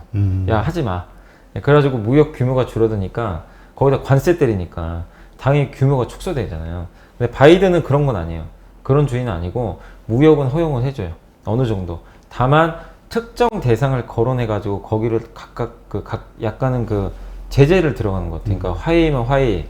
신장 위구르 지역의 그 기업들 딱딱 공격을 하고 그리고 이 바이든이 또 원하는 게 미국의 공장 만들어라. 물론 이제 모든 대통령이 그렇게 하는데 바이든 같은 경우는 좀 더 강제성이 있어요. 그러니까 트럼프는 미국의 공장을 딱 짓게 만들려고 여러 가지 노력들을 했는데 트럼프 같은 경우는 어떻게 보면 이제 법인세를 감면해주고 당근책을 줬어요. 야 너네 여기다 만들어주면 내가 세금 감면해줄게. 이런데 반대로 바이든은 세금을 매겨버려요. 완전 정반대. 야, 너 안 해? 내가 세금 때릴 거야. 그럼 사람이, 아, 그래, 내가 뭐 인센티브 안 받고 말지. 내 손해는 아니잖아요. 근데 이 세금이 들어가면 비용을 더 내야 되거든요. 그렇죠. 더 강제성이 있어요, 사실. 이 바이든은. 그래서 진짜 그래서 머리가 좋은 것 같긴 한데, 바이든 행정부의 그 목표가 또 그런 거기 때문에, 그러면 미국의 증설을 안 할 수가 없습니다. 근데 어떻게 보면 우리 한국 기업들은 이미 미국에 많이 진출을 했어요. 그렇죠. 현대기아차, 거기다 삼성전자 있죠. LG화학, SK이노베이션 뭐 있으니까 한국 기업들 되게 많이 들어가 있습니다. 그래서 바이든 행정부 하에서 지금의 어떤 정책들은 중국 기업들이 올라오는 걸 막아주고 한국 기업들의 미국 진출이나 이런 것들 또 무역도 열어주니까 또 다자간 무역 같은 거 많이 하잖아요. 그런 면에서는 경제 면에서는 저는 오히려 지금 바이든 행정부가 한국엔 좀 더 유리한 면이 있지 않나 이렇게 생각은 하고 있습니다. 네. 하여튼 뭐 지금 얘기하신 대로 G7 정상회의, 그다음 미인의 안보회의 이런 데 이제 그동안 불참하다가 이제 막 참석을 하니까 동맹으로 복귀되는 이런 일들이 현실화되면서 이제 미중 갈등이 좀 심각해지는 거 아니냐. 네. 뭐 쿼드 회의도 하면서 지금 남중국해가 상당히 이슈가 되고 있잖아요. 네. 거기에서 이제까지는 방관자적 입장을 취하다가 일본하고 필리핀을 지지하면서 중국도 반발 얻고 네. 이러면서 뭔가 터질 것 같은데 그러니까 또 중국에서는 희토류 생산량을 늘리는 어떤 제스처로 화해를 뭐 시도하고 있다. 또 한편으로는 희토류 제재를 가할 것이다라는 압박도 가하고 있다. 뭐 하여튼 이 외교적으로 보니까 아주 팽팽팽팽 돌아가는 것 같아요, 지금. 서로 간의 그 이해관계가 너무 지금 첨예하다 보니까 시진핑도 지금 절대 질 사람이 아니고 바이든은 이제 조목조목 좀 따지고 특히 바이든이 그러니까 트럼프 때보다 바이든이 이제 되게 좀 그 중국 입장에서는 다루기가 더 힘들 수도 있어요, 사실은. 왜냐면 트럼프는 그냥 대놓고 해버리는데 그렇죠. 바이든은 세세하게 하나씩 따지거든요. 근데 그 바이든이 건드는 게 뭐냐면 인권을 자꾸 건드는 말이에요. 중국의 인권 문제 뭐 많이들 알려져 있잖아요. 아까 신장 아픈 데죠. 예. 그거를 건드는 걸 중국은 당연히 싫어하죠. 싫어하는데 미국은 그거를 당연히 커트 하거든요. 계속 공격을 찔러대니까 중국 입장에서는 이거를 계속 이런 식으로 가자니 자국 기업들 피해는 너무 심각해지고 미국 수출을 못해요. 화웨이만 봐도 지금 회사 거의 망해가잖아요. 예, 미국에서 반도체 아예 못하게 막아버리니까 그 정도로 지금 미국의 압박이 좀 심한 상태인데 이거를 그러니까 시진핑 주석이 그러니까 결국엔 미국의 입장은 저는 바뀔 것 같지 않아요. 미국의 그게 하나의 미국 그 바이든 행정부의 모토기 때문에 그걸 바꿀 가능성은 없습니다. 그러면 결국엔 시진핑 주석이 그거를 미국 거를 좀 인정하고 인권 문제에 좀 더 대승적으로 나가느냐 아니면 그냥 계속 고집 부리느냐 이 차이가 있을 것 같은데 그거는 시진핑 주석이 좀 그 어떻게 보면 결정을 해야 될 것 같아요. 그러니까 약간의 피해를 감수하더라도 그냥 우리대로 생태계를 만들어 나가겠다 이러면은 뭐 가는 거고 근데 중국이 지금 원하는 게 그 중국이 이제 뭐 굴기한다 그러잖아요. 반도체 굴기 네. 뭐 이런 거. 근데 그걸 하려면 미국하고 친하게 지낼 수밖에 없어요. 그러니까 이런 그 4차 산업혁명 시대로 가기 위해서 중국도 기술은 있는데 반도체라든가 정말 중요한 기술들은 미국에 의존을 안 할 수가 없어요. 거기 장비 안 쓰면 못 만듭니다. 그러면은 첨단 산업을 하기 위해서는 미국의 손을 어느 정도 잡는 흐름이 나와야 되니까 중국이 이거는 그러면 약간 양보할 수밖에 없는 상황이거든요. 그래서 중국이 앞으로 어떻게 하느냐에 따라서 그 미국과의 어떤 이제 갈등도 저는 해결될 수 있다고 봅니다. 그래서 이건 칼자루는 아무튼 중국이 어떤 뉘앙스를 취하느냐에 따라 좀 달려있지 않을까 생각합니다. 네. 하여튼 요것이 그 나중에 좀 더 이 갈등의 폭이 좁혀지지 않으면은 좀 더 이게 리스크 요인이 될 수도 있겠지만 어쨌건 지금은 좀 희망 섞인 전망을 할 네. 가능성이 좀 더 높은 상황으로 네. 이해하면 되겠네요. 그 아까 그 우리 생방송 하면서 엔터테인먼트주에 대한 이야기가 좀 나왔었거든요. 네네. 예, 뭐 JYP는 어떠냐, 뭐 그러니까 엔터테인먼트 섹터에 대해서 좀 궁금해하시는 것 같아요. 엔터주들이 지금 저는 엔터주를 되게 좀 좋게 보는 편인 게 엔터주들이 그 작년에 이제 코로나19 터지고 나서 되게 좀 안 좋을 거라고 다들 예상을 했잖아요. 콘서트를 못 하니까. 근데 콘서트를 못 하는 대신에 온라인 콘서트를 열었더니 정말 엄청난 매출액도 나왔고 거기다 온라인 콘서트는 비용이 안 들어가요. 그리고 이제 보통 이제 해외 콘서트를 하면 로케이션을 하는데 보통 그 많은 나라를 순방을 다니잖아요. 그럼 거기에 따른 비용들이 어마어마하게 들어갑니다. 그리고 보통 이제 콘서트를 하면 보통 3만석, 5만석 이렇게 하니까 그걸 여러 번 할 때마다 어쨌든 비용은 엄청나게 들어가요. 근데 온라인 콘서트는 뭐 100만 명, 200명이 그냥 동시에 다 볼 수가 있어요. 그냥 무대 하나로 하면 되고 거기서 끝나면 그걸 또 VOD로 팔아도 돼요. 예. 그러니까 비용 자체가 획기적으로 줄어드는데 이 물량은 증가하죠. 다만 단가는 떨어져요. 왜냐면 일반 콘서트는 기본 10만 원이 넘는데 온라인 콘서트는 4만 원, 3만 원 정도 하거든요. 근데 그거를 물량하고 비용으로 딱 상세하면 오히려 더 이익이죠. 사실은. 훨씬 많은 사람이 보고 훨씬 비용이 줄어드니까. 그래서 엔터사 입장에서는 되게 좋은 거. 그래서 네이버하고 빅히트가 그런 사업을 합작을 한 거고 어떻게 보면 또 최근에 NC소프트하고 뭐 CJ랑 같이 한다는 뭐 그런 걸 하는 것 같긴 한데 어쨌든 이제 그런 관점으로 보면은 비용을 줄 수 있는 하나의 새로운 어떤 이제 전기를 저는 마련했다. 그러면 코로나가 끝나고 다시 이제 공연이 시작될 수가 있단 말이에요. 그러면 기존대로 콘서트 매출은 나오는데 거기에 온라인 콘서트를 분명히 같이 할 거예요, 나중에. 예. 그렇게 되는 그림으로 간다면은 이번 코로나19가 엔터주들한테는 그게 악재가 아니라 오히려 장기적으로는 뭐 기회가 아닌가 이렇게 보여지고 그리고 이 메타버스라고 요즘에 이제 미국에서 로블록스라는 그 게임이 있는데 그 안에서 막 초등학생들이 자기 캐릭터 만들어 가지고 막 이렇게 서로 막 얘기도 하고 막 놀기도 해요. 그리고 포트나이트라는 게임이 있거든요, 미국에. 그 게임 안에서 얼마 전에 그 BTS 공연도 했다고 그러더라고요. 게임 안에서 BTS 캐릭터가 나와가지고 그 콘서트를 쳐요. 그러면은 그걸 보고 그 캐릭터들이 또 따라서 추고. 그러니까 엔터사들 입장에서는 자기 그 지적재산권 있잖아요. 그 소속 연예인들. 그 사람들을 그 플랫폼 안으로 집어넣어요. 그럼 거기에 따른 로열티를 또 받겠죠. 그 새롭게 돈을 벌 수 있는 수익원들이 조금씩 나오기 시작하고 있어요. 그럼 엔터주들의 미래는 되게 밝은데 단 한 가지 리스크는 뭐냐면 어쨌든 BTS가 됐건 트와이스가 됐건 인기 있는 얼마나 연예인들을 많이 만들어내느냐 이게 핵심인 거예요. 인기 없으면 누가 쓰겠어요, 솔직히. 그렇죠. 예, 그러니까 소속 연예인들을 얼마나 잘 육성하느냐 그게 마지막 리스크지 환경 자체는 지금 굉장히 좋은 쪽으로 가고 있다 이렇게 보고 있습니다. 지금 BTS 얘기가 나오니까 어디죠? 그 빅히트? 빅히트. 빅히트 같은 경우는 BTS를 잇는 차세대가 좀 약한 거 아니냐 뭐 이런 얘기도 좀 전에 있었잖아요. 맞아요. 예, 그러니까 더 지금 아직은 없어요. 아직은 없고 뭐 투모로우 바이 투게더인가요? 그 친구들이 BTS 이제 밑에 지금 새로 육성돼서 활동을 하고 있는데 인기가 없는 건 아닌데 아직 뭐 BTS의 아성은 부족한 상태고 그래서 제가 저번에 기사를 보니까 2022년도인가 제가 약간 헷갈릴 수 있어요. 22년인지 3년인지 모르겠는데 그때쯤에 그 유니버셜 뮤직 있죠. 그 회사랑 빅히트랑 손을 잡고 전 세계 그 오디션을 본대요. 아. 남성 그룹. 그러니까 전 세계인들이 다 참여할 수도 있고 오디션을 봐서 글로벌 보이 그룹을 하나 만든대요. 그럼 이거는 의미가 있는 거죠. 그래서 만약 그게 성공을 하면 BTS의 뒤를 잇겠죠. 예, 그렇게 될지 모르겠지만 그래서 빅히트도 일단 준비는 하고 있고 BTS가 당장 인기가 없을 리는 없잖아요. 적어도 그렇죠. 2, 3년은 계속 갈 수 있기 때문에 그 과정에서 그 글로벌 프로젝트가 얼마나 성공하느냐가 좀 마지막 과제인 것 같습니다. 네. 지금 그 비트코인 관련주들이 좀 그 열풍을 불고 있는 것 네. 같아요. 근데 이제 비트코인이 6,500만 원을 돌파하면서 머스크도 비트코인이 이제 비싸다 뭐 이러면서 약간 발을 빼는 분위기를 네. 보이는 거 아니냐 이런 평이 있는데 지금 뭐 아까도 그 채팅창에 모빌리언스에 대한 질문이 올라오긴 했었거든요. 어떻게 봐야 될지. 그러니까 이제 비트코인이라는 게 결국에 이제 이 결제 수단으로 쓰이냐 안 쓰이냐에 그렇죠. 따라서 달라지는데 이게 비트코인 가격이 올라간 배경은 페이팔이 비트코인을 결제 수단으로 인정을 하면서부터예요. 그때부터 이제 주가가 급상승을 하기 시작했고 거기다 테슬라가 그러니까 일론 머스크가 방점을 찍어버렸죠. 우리도 매입한다.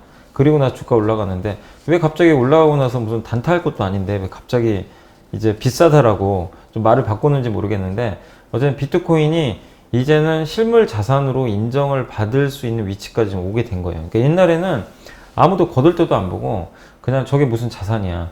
예, 미국 정부도 등한시했는데 지금은 완전 상황 자체가 완전히 바뀌어버린 것 같아요. 그래서 이게 실물 경제 안으로 들어오게 되고 또 아까 제가 메타버스 말씀드렸지만 그 안에서 가장 많이 쓸 수 있는 게 비트코인 같은 거예요.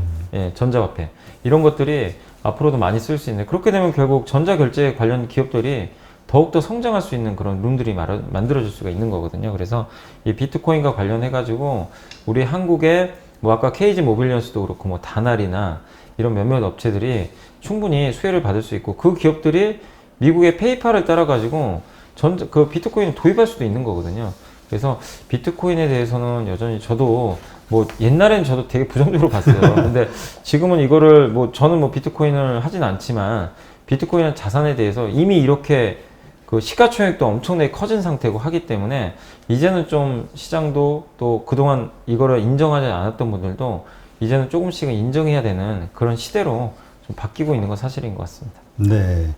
그 연준에서 가만히 있겠냐 일론 머스크가 그런 얘기하고 했을 때 그 이제 그런 예상들이 많았었는데 사실 뭐 주가도 좀 빠지고 있었고요. 네. 그동안 뭐 어떤 압력이 있지 그거는 않았을까. 모르겠어요. 그러니까 뭐 왜냐하면 그 옐런 재무장관은 여전히 비트코인 싫어하시더라고요. 그렇죠. 예. 그러니까 하여튼 근데 어떨까요? 이런 어떤 뭐라 그럴까 단기 화제성 이슈 모멘텀을 가지고 있는 거에 들어가는 게 나을지 아니면은 좀 이렇게 장기적으로 이렇게 갈 수 있는 그러한 주식들에 들어가는 게 나을지. 저는 뭐 너무 그러니까 이렇게 지금 비트코인 가격 때문에 막 관련 기업들이 막 급등 나가잖아요. 네. 이런 기업들은 흔히 말하는 뭐 선수들이라고 그러죠. 이게 단기 매매 잘하시는 분들, 그분들이 샀다 팔았다 하시면서 하는 영역이지 주린이 분들이나 경험이 없는 분들은 이런 데 잘못 들어가면 다칠 가능성이 굉장히 높거든요. 매매 원칙도 없다면. 그렇기 때문에 이런 기업들에 대해서 지금 뭐 단기적인 관점에서 쫓아가는 것보다는 아까 설명드린 대로 좀 긴 호흡으로 도대체 뭐가 좀 빅사이클에 오는지 그런 기업들을 좀 잘 추스려 가지고 지금 최근에 시장이 좀 답답하잖아요. 네. 이런 장에서 오히려 싸게 살 수 있는 기업들이 좀 많이 나오고 있는 것 같아요. 그래서 빅사이클을 보시고 좀 장기적인 관점에서 투자를 하시는 게 좀 바람직하다라고 생각을 합니다. 네. 궁금한 것도 모르는 것도 많은 주린이 여러분, 생각보다 쉬운 주식 투자 저와 함께 해보시겠습니까? 이베스트 마이넷에서 프라임 서비스를 신청하시면 온라인 방송으로 저희 연불리와 함께 하실 수 있습니다.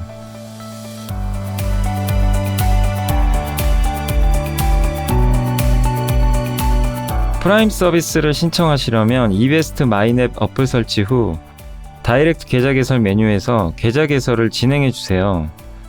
다이렉트 지점 선택은 필수입니다. 마지막으로 이벤트 코드란에 연불리를 입력하시면 주식 상품권 10,000원을 화요일에 지급해 드립니다.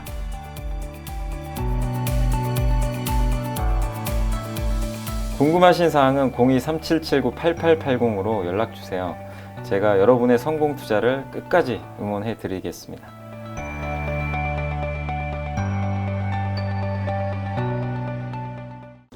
지금 이렇게 지지부진한 횡보장에서 어떻게 우리가 그 투자자들이 그 자기의 그 포트폴리오 관리를 할 것이냐, 그러니까 지금 더 매수의 기회로 삼을 것이냐, 긍정적인 분들이라면. 그러나 불안해하고 막 마음이 그 달리는 분들은 네. 줄여야 된다 이런 말씀하셨잖아요. 네. 어떤 식으로 그 비중을 조절할 수 있는 거죠? 그냥 이제 지금 조종장인데 조종장에서 여러분들의 그러니까 종목을 한번 봐보세요. 종목 수도 다양하고 종목의 성격도 되게 다양할 겁니다. 물론 뭐 한두 종목 갖고 계신 분도 계실 텐데 이 기업들을 한번 더 냉정하게 보셔가지고 과연 이 기업이 뭐 A란 기업이 올해 하반기 내년까지 봤을 때 성장이 좀 보이는 기업이면 여러분들이 저는 더 담아야 된다고 생각해요. 오히려 그런 기업이라면 흔들림을 이용하시면 좋을 것 같고, 근데 반대로 좀 애매한 기업들이 있어요. 진짜 이게 성장을 할지 안 할지도 모르겠고 본인도 확신을 못하고, 근데 그런 기업들까지 우리가 굳이 끌고 갈 필요는 저는 없다고 생각하거든요. 어차피 왜냐면 시장이 나중에 올라가게 됐을 때는 결국엔 성장하는 기업들, 확실한 기업들로 돈이 더 쏠리면서 가는 거지, 애매한 기업들은 결국에는 장이 올라간다고 해서 가지는 않기 때문에 다시 한번 그 포트폴리오를 보셔가지고 기업들에 대한 좀 철저한 분석이 좀 필요할 것 같아요. 그리고 이것도 그 기업들 중에서도, 그리고 여러분이 뭐 잘 알고 계신 분들 기업들을 많이 갖고 계시겠지만, 그리고 단기인지 중기인지도 명확하게 하시면 좋을 것 같아요. 그러니까 빅사이클에 관련된 기업들은 웬만하면 흔들리실 필요 없어요. 그냥 빠지면 좀 어떻습니까? 좀 견뎌내시고 가져가면 좋은데, 좀 빅사이클이 아니라 뭐 아까 제가 뭐 정유나 뭐 은행이나 석유화학이나 이런 업종들은 빅사이클은 아니잖아요.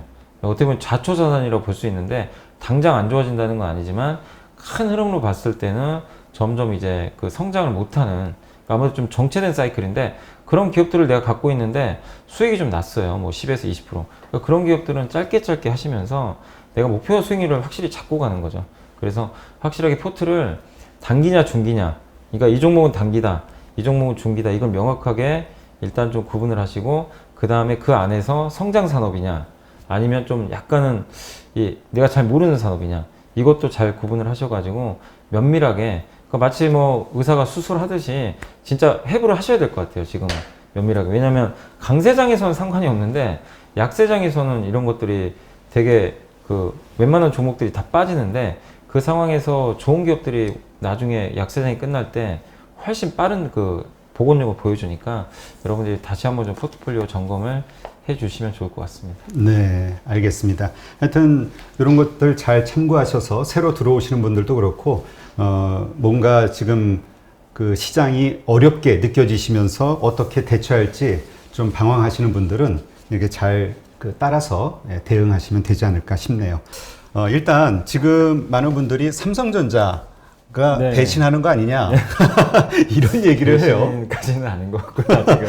10만 전자 간다더니 네. 왜 이러냐, 답답하다. 네. 먼저 일단 반도체 빅사이클에 대한 기대감도 있었는데 네. 왜 이런 주가 흐름이 이어지고 있는지 한번 설명을 좀 해주시죠. 사실 이제 오늘도 뭐 사실 뭐 많은 분들이 좀 아쉬울 수 있어요. 그 삼성전자, 하이닉스는 좋은데 삼성전자가 지금 보합권 정도 왔다 갔다 하거든요. 그러니까 그 배경에는 뭐 여러 가지 이유들이 있겠지만, 하이닉스는 D램, 이제 순수한 D램 업체고, 삼성전자는 이제 D램뿐만 아니라 뭐 파운드리라든가 또 스마트폰 사업부라든가 다양한 사업들이 혼재되어 있는데, 이번 1분기 실적이 좀 예상보다는 좀 안 좋을 거라는 그런 얘기들이 좀 나오고 있고, 추정치가 조금씩 그 그러니까 다운되고 있어요. 그러다 보니까 그 외국인과 기관 투자들이 좀 최근 수급이 조금씩 그 이탈하는 모습이 나오고 있고, 최근에 또 파운드리 관련해 가지고 지금 공장 가동이 막 일부 중단되고 있잖아요. 뭐 미국의 오스틴 공장에서. 그러다 보니까 실적에 대한 좀 우려감이 점점 커지고 있다, 이렇게 보시면 좋을 것 같고, 그리고 수급적인 문제도 좀 있습니다. 이 연기금의 매도가 정말 가파르잖아요. 근데 그 상황에서 삼성전자가 가장 또 매도가 많이 나올 수밖에 없는 구조거든요. 비중이 높기 때문에. 그러니까 이런 수급적인 부분들, 그리고 개인 투자분들이 아시겠지만 1월 달에 삼성전자를 정말 많이들 샀는데 2월 들어서는 좀 소강 국면에 좀 접어들고 있습니다. 그러니까 새로운 또 이 신규 매수가 좀 부족하다 보니까 삼성전자 주가 흐름이 좀 상대적으로 정체되는 것 같습니다. 그래서 단기적인 시각으로 봤을 때는 삼성전자가 좀 부진하게 당분간 좀 움직일 수밖에 없다라고 좀 보고 있지만, 그러나 지금 8만 원 초반대의 주가고 반도체 뭐 하반기에 어떤 빅 사이클은 여전히 유효한 상황이고요. 반도체 경기가 뭐 많은 분들이 생각이 뭐 나름이겠지만 이제 막 반도체 가격이 상승하기 시작했거든요. 그 D램 가격도 지금 1년 반 만에 드디어 고점을 좀 넘어서고 있는데, 이 가격 상승이 단기에 끝날 가능성은 높지 않습니다. 그리고 하반기에 서버 투자도 많이 늘어날 가능성이 있고, 그리고 올해 거의 한 5년 만에 스마트폰 시장이 이제 역성장에서 벗어나서 성장세로 전환될 거라는 얘기들이 나옵니다. 실제로 1월 달에 그 스마트폰, 중국의 스마트폰 판매가 많이 늘어났거든요. 그리고 오늘 나왔던 그 수출 데이터도 모바일 쪽도 잘 나온 것 같더라고요. 그러니까 이게 수출 증가율도 좋은 상황이고 모든 지표들은 그렇게 나쁘지 않습니다. 그래서 약간 삼성전자 좀 쉬어가는 그런 구간에서 많은 분들이 뭐 10만 전자를 원하시겠지만 조금 뭐 재미없더라도 약간 인내하는 전략 필요할 것 같고, 그리고 사실 몇 달 전에 기억하시겠지만 6만 전자 그랬잖아요. 그게 한 5, 6개월 왔다 갔다 했거든요. 근데 결국에 다시 뭐 8만, 9만 전자까지 된 것처럼 10만 전자 뭐 저는 되지 않을까 생각하고 있고, 근데 그 과정이라는 게 한 번에 되는 게 아니잖아요. 시간, 어떤 기간 조정이 좀 필요하고, 그리고 과열을 좀 시키는 구간도 분명히 필요합니다. 이게 계속 오를 수는 없는 문제니까. 그래서 지금의 삼성전자는 좀 뭐 이 과열도 시키는 그런 좀 건전한 조정이 좀 나오고 있다, 이렇게 생각하시면서 너무 좀 우려하실 필요는 저는 없지 않을까 생각하고 있습니다. 궁금한 것도 모르는 것도 많은 주린이 여러분, 생각보다 쉬운 주식 투자 저와 함께 해보시겠습니까? 이베스트 마이앱에서 프라임 서비스를 신청하시면 온라인 방송으로 저희 연불리와 함께 하실 수 있습니다.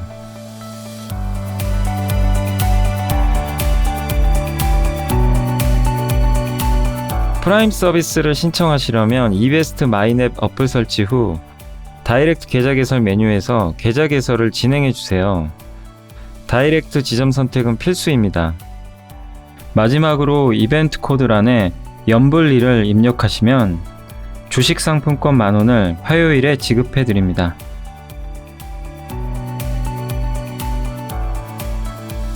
궁금하신 사항은 02-3779-8880으로 연락 주세요. 제가 여러분의 성공 투자를 끝까지 응원해 드리겠습니다.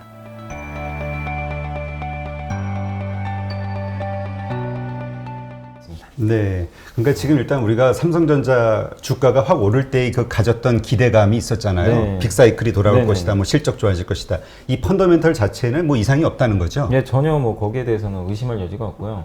그러니까 약간 그 수급적인 문제와 과열을 시키는 구간 정도, 이렇게 좀 생각하시는 게 좋을 것 같아요. 네. 근데 이걸 보면 볼수록 자꾸 그 3분기 그 삼성전자 3조 넘었을 때, 13조 넘었을 때 그 실적 발표 날, 네. 그때 오히려 주가가 빠졌던 게 자꾸 기억이 나는데, 네. 사람들 심리는 막 오를 때 쫓아가고 싶지, 이럴 네. 때 이렇게 사고 싶지를 않은가 봐요. 그러니까 사람들이 좀 약간 반대로 좀 제발 저는 하셨으면 좋겠는데, 항상 이제 그렇게 하시면 또 뒤따라오는 게 뭐냐면 후회밖에 없어요. 사실은 어떻게 보면 1월 달도 마찬가지였고, 그래서 지금도 마찬가지지만 여러분들이 너무 조급해하지 마시고, 주가라는 게 지금 뭐 거의 3개월 연속 올랐잖아요. 그래서 약간의 쉬어가는 한두 달 정도의 과정은 너무 건전한 조정이다, 저는 이렇게 보고 있고, 이때를 이용해서 뭐 아무 기업이나 사면 안 되겠지만 분명히 하반기에 좋아지는 그림이 나오는 기업들이 여러분들 나름대로 생각하는 포트폴리오에 있을 텐데, 그런 기업들 중심으로 하셔가지고 비중을 늘려가시면 뭐 충분히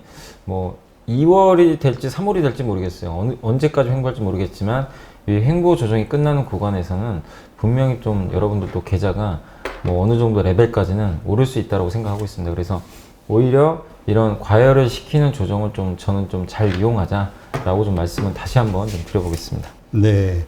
일단 지금 그 반도체 관련 가운데서도 왜 차량용 반도체의 그 수급이 좀 부족하다, 이게 좀 문제점이 있다, 뭐 그래서 네. 자동차 만들기 어려워진다, 이런 얘기가 있었는데, 지난주에 또 무슨 그 텍사스에서 이상 한파 때문에 네네. 대규모 정전 사태가 벌어졌고 그것 때문에 더 수급이 꼬였다, 이런 얘기가 있더라고요. 그러니까 이게 그 지금 그 일본이 얼마 전에 그 지진 났잖아요. 예. 일본 지진 나서 실제 정유 공장이 몇 곳이 가동이 중단이 됐고요.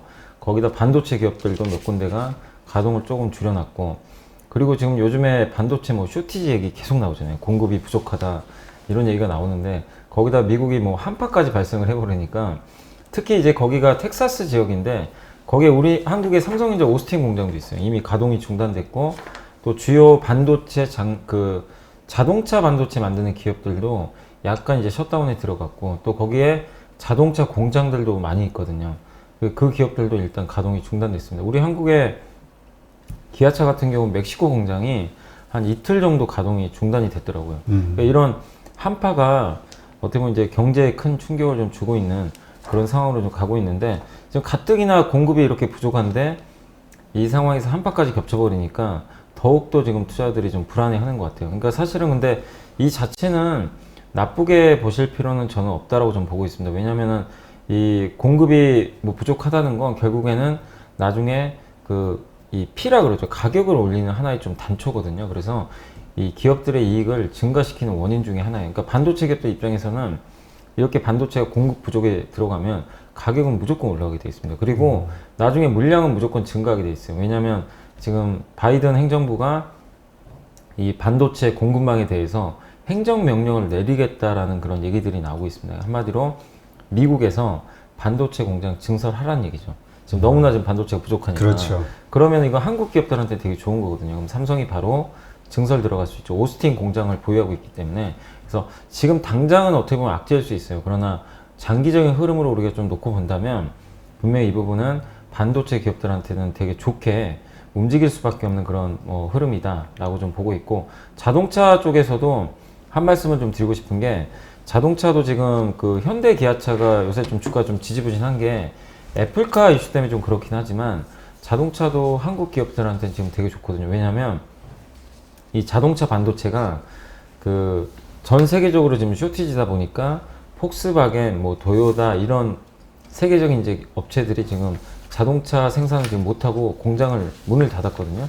근데 작년도부터 현대 기아차가 뭐 무슨 운이 있었는지 모르겠는데 반도체 자동차 반도체 재고를 엄청나게 확보를 해놨어요. 예. 그리고 예전에 2019년도에 한국과 일본이 그때 기억나시겠지만 수출 규제 한번 있어가지고 반도체 소재 예. 소재 그래서 문제. 그때 현대기아차가 놀래가지고요 자동차 반도체를 많이 확보를 해놨어요 미리. 근데 그런 것도 도움이 된 거죠. 그래서 지금 수개월치 정도 재고가 지금 남아 있다고 합니다. 그러니까 제품 생산은 뭐 문제 없는 네, 거네요. 그러니까 이쪽은. 현대기아차가 거의 지금 유일할 정도로 자동차 생산은 문제가 없고 나머지 업체들은 지금 생산을 못해요. 그러면 결국에 신차 지금 나오고 있잖아요. 그럼 제대로 공급할 수 있는 업체가 현기차밖에 없으니까 우리나라 자동차 업체들한테는 오히려 이게 기회가 될 수 있는 거죠. 그래서 너무 이 한파라든가 지금의 공급 부족 사태에 대해서 여러분들이 너무 부정적으로 보실 필요는 없고, 크게 보면 한국 기업들한테는 되게 좀 좋을 수 있는 이슈다라고 좀 말씀을 드리겠습니다. 네, 진짜 뭐 나온 데이터 보니까 1분기에만 한 100만 대 분량의 자동차 생산이 좀 위축이 될 것이다 이런 얘기도 있더라고요. 네, 그러니까 자동차 쪽에 지금 사실은 저번에 보니까 GM도 실적 발표할 때 실적이 잘 나왔는데 그날 주가가 많이 빠졌더라고요. 그 이유가 자동차 생산이 안 돼서 올해 조 단위의 손실을 볼 수 있다라는 그런 코멘트가 나왔거든요. 네. 그래서 다른 업체들은 좀 상당히 심각한데 이게 어쨌든 현대 기아차에 저는 좀 운도 좀 따른 것 같아요. 이게 뭐 의도는 안 했겠죠. 뭐 이런 일이 그렇죠. 발생할 줄 몰랐으니까. 그럼 일본한테 고마워해야 되는 건가요? 또 그럴 수는 없는데 어쨌든 이제 그런 과정들이 결국 현대 기아차한테는 지금은 어쨌든 굉장한 기회로 지금 다가오고 있다라고 말씀을 드리겠습니다. 네. 삼성전자와 관련해서 우리가 사실 차세대 사업 분야 파운드리 이거에 대한 기대감이 크잖아요. 네네. 근데 이제 지금 TSMC하고의 격차가 벌어지는데 사실 삼성전자와 TSMC만이 개발할 수 있는 게 10나노 미만의 네. 어떤 반도체라고 얘기하는데 지금 3나노에 대한 TSMC에서 발표한 거 보니까 뭐죠? 2020 몇 년도까지 23년도까지 뭐 22년까지 뭐 이렇게 늘리겠다, 완성하겠다 뭐 이런 얘기를 발표했는데 네. 삼성전자가 과연 이 TSMC의 과감한 어떤 정책에 이길 수 있겠느냐 이런 우려도 있긴 하던데요. 그러니까 결국엔 이제는 돈 싸움 같아요, 돈. 그러니까 왜냐면 TSMC가 올해 한 30조 투자한다고 하더라고요. 근데 이 파운드리 쪽에. 근데 삼성전자가 지금 10조 투자하거든요. 그러면 격차가, 그러니까 가뜩이나 2등 업체인데 1등과 간격이 더 벌어질 수밖에 없어요. 근데 이제 저는 해볼만 하다라고 생각하는 게, 물론 파운드리에서 당장 그 물량 면에서 TSMC를 이길 가능성은 높지는 않습니다. 워낙 격차가 있으니까. 근데 이 우리가 10나노 이하라 그러죠. 그러니까 7나노 이하 쪽에서 지금 5나노, 4나노, 3나노까지 가는데 이거는 전 세계에서 삼성하고 TSMC밖에 지금 못해요. 다른 업체들은 뭐 10나노 이상만 가능합니다. 그래서 그걸 이제 EUV 공정을 쓴다고 하는데 극자외선. 근데 그거를 제대로 활용할 수 있는 업체가 전 세계에 두 군데고 그렇게 보면 10나노 이하에서 점유율이 TSMC가 60, 삼성이 40 정도 될 거라는 전망들이 나와요. 그거 해볼만 한 거죠. 그러니까 그 나머지 것들은 어쩔 수 없다 하더라도 이 극미세화 공정 쪽에서는 삼성과 TSMC가 한번 맞붙어 볼만 하고 기술력 격차가 그렇다고 뭐 있는 것도 아니거든요. 어차피 지금 양사가 경쟁하는 거고 삼성이 그리고 4나노인가요? 5나노 같은 경우는 이번에 퀄컴에서 수주를 받을 것으로 좀 예상들을 하고 있는데 그게 왜냐면 이제 올해부터 시제품이 벌써 나오기 시작한대요. 삼성 같은 경우. 근데 TSMC는 조금 더 시간이 딜레이 된다고 합니다. 그렇게 보면 삼성이 또 어느 정도 TSMC 앞서는 부분도 분명히 있기 때문에 저는 한번 해볼만 하다. 다만 이제 그러기 위해선 삼성도 적재적소에 빠른 증설을 계속 해야 됩니다. 이게 결국엔 돈 싸움이기 때문에 자꾸 이게 타이밍이 늦어버리면 그렇죠. 뒤쳐질 수밖에 없어요. 그래서 지금 사실 명분은 생겼어요. 뭐냐면 오스틴 공장 증설을 하냐 마냐 말들은 많은데 미국에서 행정명령이 떨어지고 반도체 공급 늘려라 이런 지시가 떨어지면 삼성도 명분이 생겨서 오스틴에 바로 증설을 할 가능성이 있거든요. 거기는 그 비메모리 공장 반도체가 많기 때문에 그래서 한번 삼성전자가 진짜 오스틴 공장을 언제쯤 증설하는지 그걸 한번 좀 지켜보시는 전략이 좀 필요할 것 같습니다. 네.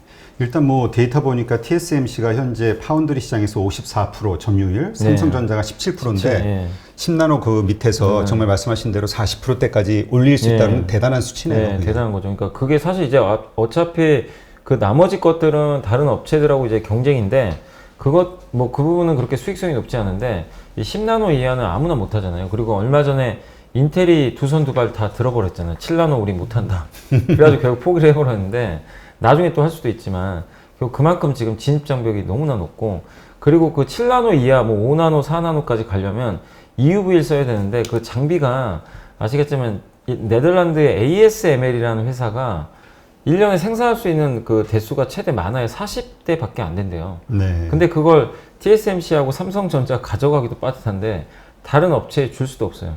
그리고 한 가지 위협적이었던 게 사실은 중국이었거든요. 중국의 회사도 지금 화이 제재 들어가고 그다음 하이실리콘일 거예요. 아마 이름이 제가 이제 기억이 나는데 중국의 그 비메모리 파운드리 회사죠. 그 회사마저도 규제를 해버리니까 이거 EUV 장비를 공급을 못 하는 거예요. 중국 쪽에. 예. 그러니까 그런 것도 어떻게 보면 한국 기업들한테는 되게 좋은 뉴스인데 중국의 위협이 좀 있었지만 그게 차단됐다는 거. 그리고 TSMC와 삼성만의 어떻게 보면 독주 체제가 이제 앞으로 펼쳐진다는 측면에서 저는 되게 재밌는 그림이 좀 펼쳐질 것 같아요. 그래서 파운드리에 대해서는 뭐 계속 이게 몇 년 갈지 모르겠습니다. 사이클이. 근데 우리 한번 갈 때까지 좀 가보는 전략이 좀 필요할 것 같아요. 파운드리 네. 쪽은. 하여튼 뭐 이런저런 따져보면 삼성전자의 뭐 전망이 그렇게 나쁘진 않네요. 네네 맞습니다. 네, 그러면 이번에는 이제 오늘 강세를 띄우고 있는 보험주에 대한 질문을 드릴 네. 건데요. 일단 그 전에 이 방송 보시면서 어떤 종목에 대해서 좀 궁금하거나 아니면 네. 뭐 여러 가지 우리 연불리에게 그 질문하시고 싶은 것들이 있으면은 댓글창에 올려주시면 제가 이렇게 체크해서 대신 질문을 해드리겠습니다. 단 이제 제가 모르는 종목도 있을 수 있으니까 그렇지. 그건 좀 양해해 주세요. 그럼 제가 모르는 건 모르면 패스. 네, 제가 모른다고 얘기하겠습니다. 네. 자, 오늘 보험주들이 강세인데 이게 혹시나 금리가 상승될 거에 대한 기대감 때문에 그런 거 아니냐 뭐 이런 또 걱정도 되는 거잖아요, 이게. 그러니까 두 가지예요. 이제 그 은행주하고 사실 아시겠지만 보험주는 무조건 금리거든요. 금리가 올라갈 때 수익이 좀 나잖아요. 그래서 이 보험주들 같은 경우 특히 금리에 되게 민감한 편인데 특히 그 생명보험사하고 화재보험사들 주가가 정말 그동안 많이 빠졌습니다. 왜냐하면 이제 저금리가 이어지고 금리가 최근에 좀 올라간다고 하더라도 금리 상승이 계속 될까 여기에 대한 이제 좀 리스크 요인들이 좀 있었던 것 같아요. 근데 최근에 갑자기 그 지난 이제 주말이죠. 금요일 날 미국의 국채 금리가 10년 만기 1.3%를 상회하자마자 바로 미국의 금융주도 급등을 했고 우리 한국의 금융주도 오늘 이제 본격적으로 움직임이 나오고 있는데 근데 거기다가 한 가지 더 요인은 뭐냐면 금리가 이렇게 낮은 상황에서 주가가 눌려 있었는데 실적 발표가 좀 나왔어요 최근에. 근데 보니까 특히 메리츠 화재 같은 화재보험 회사들이 실적 그렇게 기대를 안 했는데 진짜 깜짝 실적이 나온 거예요. 근데 물론 이제 그런 건 있을 수 있겠죠. 자동차 손해보험 회사들이 사람들이 예전만큼은 많이 안 나가잖아요. 밖으로 안 나가니까 손해율이 좀 감소할 수는 있어요. 근데 그런 걸 감안하더라도 기대했던 것보다 실적들이 잘 나왔고 또 주가가 못 올랐기 때문에 굉장히 또 저평가돼 있었습니다. 최근에 이 종목들 특징들 보시면 이게 주가 바닥에 있는 종목들이 좀 있는데 그런 기업들은 아무도 뭔가 기대를 안 하거든요. 근데 뭔가 조금이라도 좋은 뉴스가 생기면 바로 주가 급등을 해버려요. 그러니까 왜냐하면 워낙 그동안 바닥에 있었는데 이게 잃을 게 없는 자리잖아요. 근데 그 상황에서 뭔가 조금이라도 누가 이렇게 톡 건드려만 주면 이렇게 주가가 급등을 해버리는 거죠. 근데 그런 흐름이 2주 전에 제가 한번 말씀드렸지만 그때 정유주가 한번 움직였잖아요. 근데 그게 그렇죠. 트리거가 된 게 원유잖아요. 원유가에 갑자기 급등하면서 정유주도 잃을 게 없었는데 갑자기 주가 급등 나왔고, 근데 지난주에는 또 화장품 회사들이 그랬어요. 화장품 회사들이 생각보다 실적도 괜찮고 이제 백신 맞으면 뭔가 좀 외부 활동할 수 있으니까 좋아지겠다. 그래서 화장품이 한번 튀었고, 근데 이번 주는 그 바톤을 이어받은 게 저는 보험주 같아요. 그래서 지금 흐름은 비슷해요. 다 가는 이유들은 거의 비슷한데 어쨌든 한마디로 공통적으로 너무나 눌려 있었던 게 저는 그게 좀 호재가 아니었나라고 생각하고 있습니다. 네, 그렇군요. 자, 그러면 이 좀 글을 올려주신 것 중에 네. 그 LG화학 계속 보유해야 되나요? 아니면 뭐 추가 매수해도 되나요? 하여튼 LG화학에 대한 LG화학. 질문이 나왔네요. 이게 왜 그러냐면 그 오늘 보니까 그 메디톡스하고 대웅제약의 이 미국의 판매를 이제 담당하는 그 에볼루션이라고 있습니다. 그 에볼루스 그 회사가 양사가 합의를 했어요. 왜냐면 이제 미국에서 판매하는 제품이 그 이제 보톡스 있잖아요. 네네. 그게 이제 그 대웅제약의 나보탄데 메디톡스가 이겼어요. 그래서 대웅제약이 2년 동안 수입이 금지돼 있었어요. 근데 갑자기 합의를 해버렸습니다. 양사가. 그러다 보니까 두 회사 주가가 오늘 날아가 버렸거든요. 그동안 못 가다가. 근데 LG화학하고 SK이노베이션이 지금 미국에서 똑같이 다투고 있어요. 그죠? 그렇죠. 그래서 결론은 났죠. 결론은 진짜 졌잖아요, SK가. SK가 졌는데 네. 뭐냐, 아직 합의는 안 났잖아요. 60일 안에 합의를 하면 되거든요. 그러면은 지금 시장에서 원하는 건 합의예요. 합의인데 오늘 대웅제약과 메디톡스의 그 어떤 이제 그런 이벤트를 보면서 합의만 되면 양사 주가는 이제 급등할 가능성이 굉장히 높아요. 근데 아직은 어떤 뉴스도 지금 없는 상태입니다. 그러다 보니까 주가가 조금 이제 합의에 대한 좀 불확실성, 이거 과연 합의할 수 있을까? 이런 좀 두려움이 있는 것 같고, 그리고 이번에 그 주말에 나왔던 뉴스인데요. 그 내일 현대차 아이오닉 5가 드디어 나와요. 공개가 그래요? 됩니다. 네, 전기차. 근데 그게 이제 현대차의 이 GMP 플랫폼이 이제 들어가는 첫 차인데, 이번에 나오는 게 1차 물량이고, 1차는 SK 이노베이션이 따냈어요. 그래서 그 배터리가 들어가고, 내년에 나오는 자동차는 CATL과 LG화학이 공동으로 납품을 합니다. 그리고 내후년에는 2023년에는 그 3차 물량이 나오는데, 거기에 이제 그 아이오닉 7이 들어가게 되는데, 어쨌든 3차 물량을 이게 CATL이 많이 가져갔어요. 20조 원 정도 되는 물량인데 11조 원 말고 9조 원을 그 이번에 이제 입찰을 하게 됐는데, 그 중에 2개 차종을 CATL, 1개 차종을 SK 이노베이션이 가져간 거예요. 그러니까 이제 우리나라 업체들 입장에선 투자들이 딱 봤을 때, 아니 CATL이 현대차 물량까지 이렇게 가져가니까 이게 이제 좀 불편한 이슈가 생겨버린 거죠. 그래서 아마 좀 실망 매물 때문에 주가가 좀 빠지는 것 같아요. 그러나 LG화학이 그 아이오닉 7 나머지 물량을 따낼 거라는 그런 전망들은 계속 나오고 있어요. 그래서 너무 부정적으로 보실 필요는 없고, 지금은 당장의 어떤 단기 모멘텀이 좀 없는 상태로 좀 보시면 좋을 것 같아요.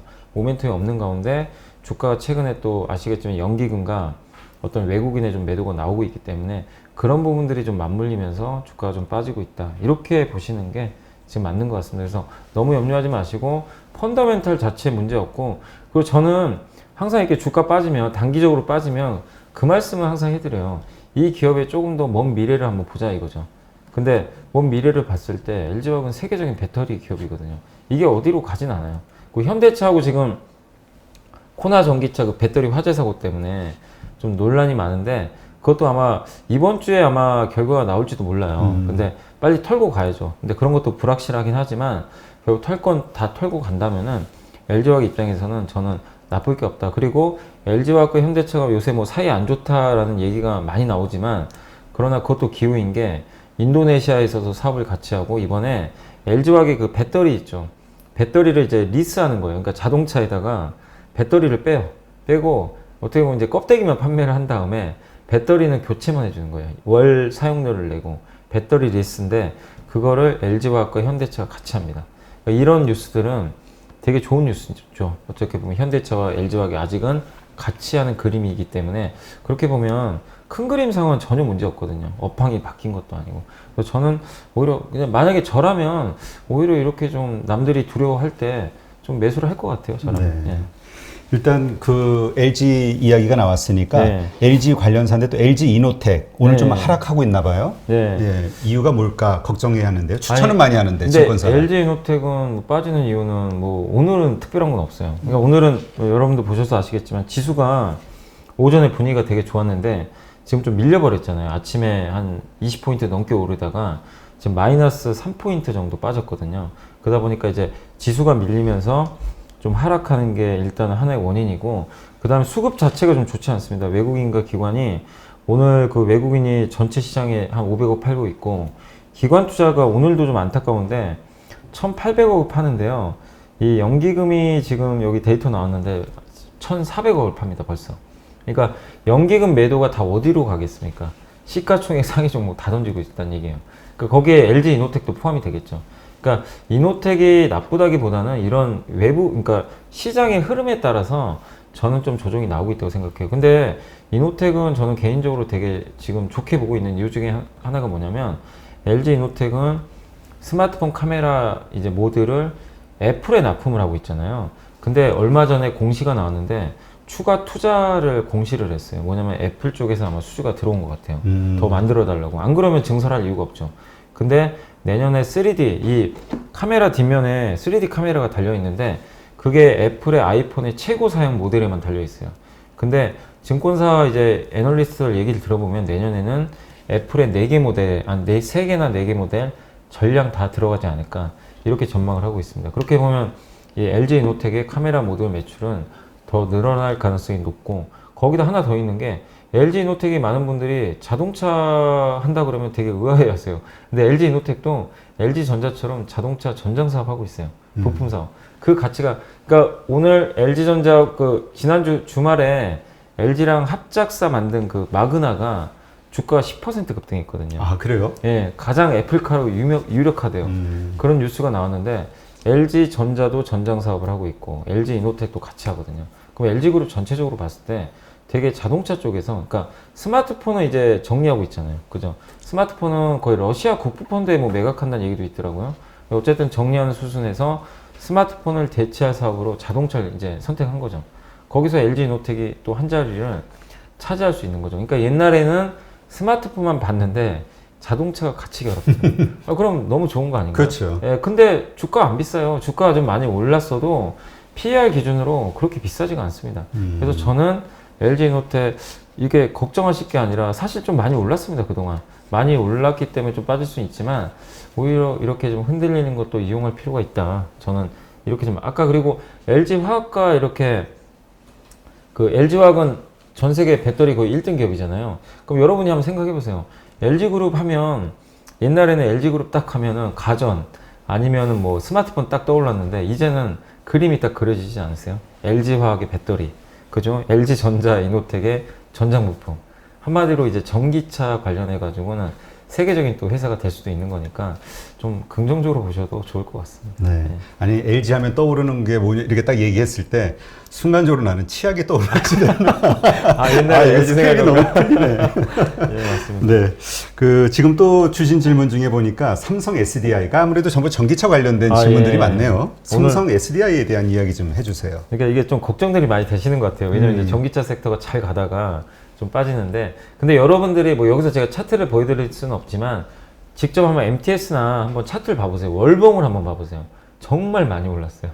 이게 여러분들이 주가라는 게 영원히 뭐 우주까지 날아갈 수는 없어요. 중간중간 쉬어야 됩니다. 삼성 SDI도 못지않게 정말 주가 많이 올랐거든요. 그래서 이게 불과 한두 달 전에 50만 원대에 있던 회사였어요. 그런 회사가 이번에 80만 원까지 한번 갔다 왔잖아요. 그러니까 많이 오른 거는 우리가 인정할 거 인정해야 돼요.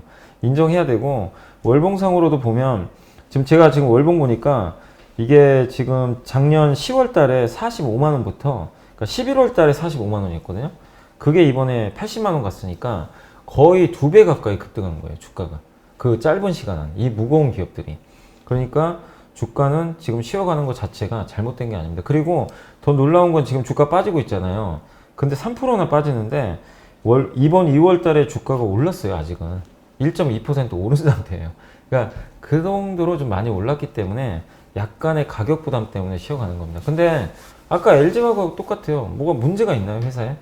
지금 어떤 뭐 악재가 있는 것도 아니고 전기차 시장은 커지고, 그리고 제가 전기차 배터리에 대해서 여전히 좋게 보는 게, 이게 지금 유럽 쪽은 사실 모멘텀이 좀 조금씩은 꺾일 수 있어요. 왜냐면 지금 자동차 판매되는 거 10대 중에 2대가 유럽에서 이제 10대 중에 2대가 팔린대요, 전기차가.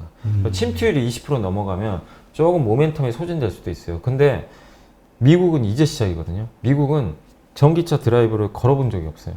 근데 이번에 바이든 대통령이 당선이 되면서 이제 보조금도 아마 지급할 것 같고, 전기차를 친환경으로 드라이브 걸 가능성이 굉장히 높아요.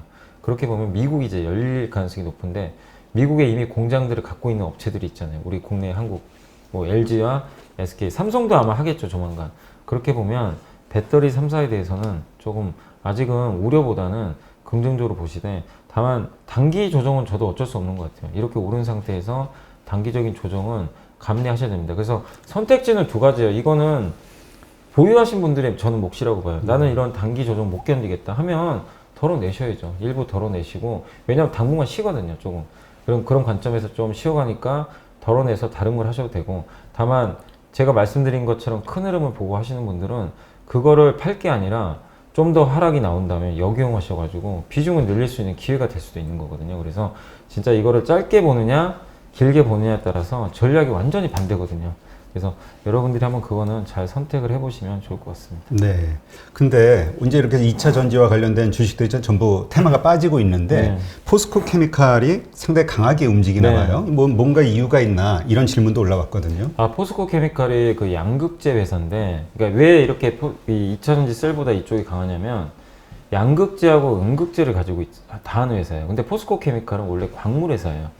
원래 뭐 이게 뭐 예전에 뭐 코크스 같은 것도 했다고 하는데, 그러니까 원래 본업은 흑연 있죠. 흑연을 가지고 이제 음극재를 만드는 기업인데, 음극재가 사실은 어떻게 보면 이제 흑연이라는 게 원자재잖아요. 근데 양극재도 한번 봐보세요. 양극재도 원자재입니다. 니켈, 코발트, 망간. 그러니까 이 포스코 케미칼은 이 2차 전지 쪽에서 원자재가 들어가는 소재를 다 하고 있어요. 근데 요즘에 지금 가장 기사가 많이 나오는 게 뭐죠? 원자재 가격이 지금 미쳤다. 지금 뭐 난리가 났잖아요. 원자재 구리 가격이 그렇죠. 지금 뭐 10년 만에 최고치. 예, 뭐 지금 니켈 가격도 급등하고요. 코발트, 망간 다 급등하고 있어요. 그러면 이거를 이 양극재하고 음극재 만드는 기업들 있잖아요. 이 니켈이나 망간 같은 거를 재고를 가지고 있어요. 무슨 얘기냐? 그 정유회사랑 비슷해요. 정유회사들은 유가 올라가면 재고 자산이 딱 증가하잖아요. 평가이익이라고 그러죠. 똑같아요. 포스코 케미칼도 재고 자산 평가이익이 갑자기 급증하는 거예요. 그래서 이 배터리 셀을 만드는 업체들은 좀 원가 부담 때문에 좀 부담스러울 수 있는데, 오히려 이런 양극재나 음극재, 근데 유독 강한 이유 중에 하나가 포스코 케미칼 2개를 다 하니까 그래서 더 모멘텀을 받는 것 같고, 그리고 포스코 케미칼이 LG 화학 쪽에 거의 지금 납품을 많이 하는데, 이번에 얘기 들어보니까 뭐 SK 이노베이션 쪽에도 납품할 수 있다라는 그런 뉴스들도 좀 최근에 나와요. 그냥 매출처가 좀 다변화될 수도 있어요. 그러면 포스코 케미칼의 앞으로의 매출 성장이 더 나올 수도 있는 거잖아요. 그러니까 그런 것들이 좀 가미돼 가지고 최근에 좀 급격하게 오른 것 같습니다. 다만 좀 제가 봤을 때는 조금 너무 과하게 오른 것 같아서 지금은 뭐 보유자의 몫이지 쫓아가는 거는 조금 자제하셨으면 좋을 것 같아요. 네. 하여튼 뭐 항상 투자가 서둘면 네. 항상 끝이 별로 안 좋더라고요. 네, 결과가. 자, 또 이 태양전지 뭐 이런 얘기가 나왔으니까 하나솔루션. 네. 예, 하나솔루션이 좀 흐름이 궁금하다, 보유하고 있는 분이 질문을 주셨거든요. 네, 하나솔루션 같은 경우는 저번 주에 실적 발표를 했는데 주가가 진짜 많이 오르긴 올랐거든요. 오른 기업인데 이제 실적이 그럼 잘 나와야 될 거 아니에요. 우리가 기대감이 높으니까. 근데 이 회사의 가장 핵심은, 여러분이 하나솔루션 투자하시는 이유가 뭐죠? 물론 하나솔루션 화학회사인데 주력은 태양광이잖아요. 태양광 실적이 너무 안 좋게 나왔어요. 이번에 그래요? 어닝 쇼크가 나와버렸어요. 그래서 증권사 보고서를 제가 다 읽어봤는데 주력인 태양광 쪽에서 실적이 꺾여버렸어요. 쇼크가 좀 나왔습니다. 일회성 비용도 좀 있었고, 근데 이게 당장 개선되진 않고 조금 시간이 걸릴 거라는 그 보고서들이 많더라고요. 그래서 투자들이 이제 그 흐름이 나오다 보니까 일단은 좀 매도를 하는 것 같아요. 왜냐면 주가가 바닥이면 사실은 뭐 걱정하실 필요 없는데 하나솔루션 정말 많이 올랐거든요. 월봉 보시면 아까 삼성 SDI처럼 주가 그동안 한 5-6배 정도 오를 정도로 너무 그동안 과하게 오른 건 사실입니다. 그 상태에서 뭔가 모멘텀이 또 나와야 가는데 과열을 지금 좀 최근에 시키는 구간에서 갑자기 악재가 나와버린 거죠. 어쨌든 주가를 다운시키는. 그래서 당분간은 이거 어쩔 수 없는 것 같아요. 좀 쉬어가는 흐름은 불가피하다. 근데 이제 또 말씀드리고 싶은 거는 그러면 중장기적으로 문제가 생길 거냐, 이걸 보고 최종 결정을 하셔야 되는데 중장기적으로는 전혀 문제될 건 없어요. 왜냐하면 일회성 비용이 많이 증가했고 또 하나솔루션은 미국에서 사업을 되게 잘하는 회사잖아요. 근데 바이든 대통령이 미국 쪽에서 지금 태양광 쪽도 정책적으로 드라이브를 걸고 있는데 거기 주택용 태양광 쪽은 제가 알기로는 하나솔루션이 미국에서 1등으로 알고 있어요. 네. 그 정도로 경쟁력이 있으니까 저는 하반기를 본다라면은 하나솔루션도 너무 걱정할 필요 없다. 다만 이번 1분기까지는 좀 주가는 쉬어갈 수 있다는 건 좀 감안하시고 대응을 하셔야 될 것 같습니다. 지금 실적 어닝 쇼크가 나왔다고 하는데, 그러니까 매출이 준 겁니까? 아니면은 이익이요. 그 이익이 그러니까 경비가 증가했다는 네, 거예요? 그러니까 보통 4분기에 근데 이제 태양광에 좀 태양광 관련해 가지고 비용이 굉장히 많이 나온 것 같더라고요. 그래서 근데 그게 어떤 고정비가 아닌 일회성 네, 비용이었다. 일회성 비용도 좀 많았고, 근데 그게 조금 1분기까지는 조금 더 이어질 수 있으니까, 근데 대체적으로 2분기, 3분기부터는 좋아지는 그림이거든요. 그러면은 이번 1분기면 좀 넘어가면 오히려 좋아지는 그림이니까 장기로 투자하신 분들은 저는 기회 같아요. 근데 다만 한 달 정도를 본다면 주가 되게 좀 답답할 거예요. 그러니까 네. 그거는 염두에 두셔야 될 것 같아요. 근데 지금 미중 갈등 문제가 점점 심각해지고 있으니까 사실 이 태양광이나 이런 데 모든 제조업은 중국이 가장 강력한 예. 경쟁자잖아요. 네.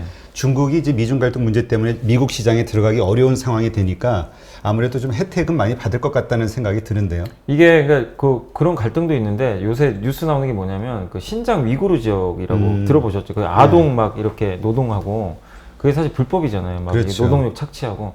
근데 거기에 중국의 아까 LG노텍 물어보셨지만 중국의 오필림이라는 애플의 카메라 모듈 납품하는 회사가 하나 있어요. 그 회사가 LG노텍 경쟁사거든요. 이번에 애플에서 삭제해버렸어요. 퇴출시켜버렸어요. 그것 때문에. 그리고 거기에 중국의 태양광 폴리실리콘이나 몇몇 업체들이 거기에 다 몰려 있어요. 그러면 이번에 이제 미국에서 나왔던 얘기가 뭐냐면 위구르 지역에서 뭐 철수 안 하면 그 중국에서 거기서 생산한 태양광은 미국에 수입 못한다. 이렇게 얘기를 해버렸어요. 그러면 그거를 대체할 나라가 한국이거든요. 네. 그래서 한국 입장에서는 미중 무역 분쟁이 발생해서 뭐 그런 부분도 뭐 반사이익을 얻을 수 있지만 최근에 가장 이슈가 되는 게 그 인권 문제. 사실 특히 바이든 행정부는 그런 거에 되게 민감한 정부더라고요. 그렇죠. 인권 문제. 그걸 용납을 안 해요. 그렇기 때문에 근데 그렇다고 중국이 미국 말 들어서 그걸 예, 미국 알겠습니다. 저희 이제 더 이상 안 하겠습니다. 이런 나라도 아니거든요. 고집대로 하니까 결국 그 안에서 한국의 태양광 업체들은 저는 반사이익 얻을 가능성이 높고 이건 하나솔루션한테도 되게 좋은 뉴스거든요. 그래서 이 부분은 뭐 좀 더 살펴봐야 되겠지만 일단 나쁘지 않은 뉴스다라고 말씀을 드리겠습니다. 네. 지금 롯데케미칼 이쪽 부분은 어떻습니까? 롯데케미칼은 지금 분위기가 너무 좋은 게 최근에 왜냐면 그 지금 반도체도 쇼티지지만 석유화학 가격들도요, 이게 공장들이 이게 다 생산이 제대로 안 되니까 다 쇼티지예요. 그래서 주가들이, 그러니까 그 석유화학 제품 가격들이 지금 급등을 하고 있고, 특히 롯데케미칼은 순수 석유화학 업체인데, 이번 주말에 중국의 뭐 에틸렌이라든가 주력 제품들 가격이 엄청나게 올라갔어요. 근데 중국은 최근에 경제가 지금 좋아지고 있잖아요. 좋아지는 상황에서 어떻게 보면 인플레까지 오다 보니까 이런 제품 가격이 막 움직이기 시작하거든요. 그러면 석유화학 업체들 입장에서는 굉장히 좋은 뉴스입니다. 근데 주가가 왜 이렇게 그럼 생각보다는 그렇게 막 엄청나게 가지 않냐면 그 이유가 뭐냐면은 작년에 석유화학 기업들이요, 코로나19 때문에 공장을 증설하기로 한 게 있어요. 증설을 못하고 그냥 가만히 뒀던 거죠. 그래서 작년에 석유화학 회사들이 의외로 좋았어요, 사실. 근데 올해 경제가 정상화되면 바로 대규모 증설이 시작됩니다. 그러면 그래서 투자들 머릿속에 이것도 증설하면 머리 아픈데. 그러니까 이게 짜증나는 거예요. 돈이 필요한 거잖아요. 네, 그러니까 그런 것도 있고. 그러니까 투자들이 생각을 할 때는 단기로 볼 땐 단기로도 보는데 앞으로 다가올 미래도 보잖아요. 그렇죠. 근데 그게 확실해야 되거든요. 악재가 없고. 그래서 아까 제가 LG화학이나 너무 전기차 배터리 걱정하지 말자는 게 아직은 미래가 열려 있잖아요. 근데 석유화학은 한 가지 단점이 이 갑자기 증설을 또 하기 시작하면 실제로 작년 말에 이제 LG화학도 공장 가동이 중단됐다가 석유화학 그 이제 이름이 그 여천 공장인가요? 아마 거기를 재가동을 했더라고요. 근데 이제 점점 다른 나라 석유화학 기업들도 재가동에 들어가고 미뤘던 것들을 다 증설을 할 거예요, 분명히. 그러면은 당연히 공급이 늘어나니까. 그래서 그런 것 때문에 주가가 약간 상단이 좀 막혀 있는 느낌이에요. 그래서 롯데케미칼 뭐 하락에 대해서는 염려하실 필요는 전혀 없는데 상단은 그런 뉴스가 좀 있기 때문에 약간 좀 막힐 수 있다는 건 염두에 두시는 게 좋을 것 같아요. 네. 그리고 사실 지금 모든 대세가 신재생 에너지 쪽으로 가면서 네. 이거 무슨 자산이라고 그러는데 미래 그 사라질 자산, 좌초자산, 네, 좌초자산. 좌초자산에 들어가는 네. 아이템이 아니냐 이런 걸 또 장기적으로 걱정하시는 분들도 있긴 하더라고요. 그러니까 신재생 에너지 쪽이 시작되면 당연히 석유화학 기반, 그러니까 탄소 기반이라고 그러잖아요. 이거는 이제 사실 좌초자산이 맞습니다. 근데 생각하실 건 그거는 10년 후의 미래예요, 사실은. 당장 없어지진 않아요. 그리고 아무리 신재생 에너지로 간다고 해도 여기 그러니까 제가 여기서 방송도 하지만 이 판넬하고 뭐 아니면 여기 있는 모니터 이 석유화학 제품으로 다 만들잖아요. 그렇죠. 그게 10년 후에 없어질까요, 과연? 신재생 뭐 다른 물질로 없어질 가능성은 높지 않다고 봅니다. 그러니까 나중에는 비중은 줄어들 수 있다 하더라도 이 석유화학 베이스의 산업 자체가 여러분이 생각하는 것보다 훨씬 먼 미래에 없어져요. 그러니까 지금 10년 동안은 여러분 뭐 20년 후에 보고 투자하시는 건 아니죠, 지금. 그런 건 아니니까 적어도 10년 후까지 이건 정유도 마찬가지예요. 우리가 이제 원유를 안 쓰고 수소를 쓴다는 얘기가 나오잖아요. 네. 그렇지만 10년 동안 우리 원유 안 쓰고 살 수는 없습니다. 아무리 전기차가 나와도 원유는 무조건 써야 돼요. 그렇기 때문에 거기에 대해서 너무 극도의 비관론을 가질 필요는 없어요. 다만 좌초자산이 점점 될 수밖에 없는 거는 방향은 맞아요. 그래서 이런 기업들을 매매하실 때는 너무 길게 보지 말고 저는 좀 트레이딩 하자. 목표 수익률을 좀 짧게 잡아야 되겠죠. 그런 식으로만 접근하시면 좋을 것 같아요. 네, 알겠습니다.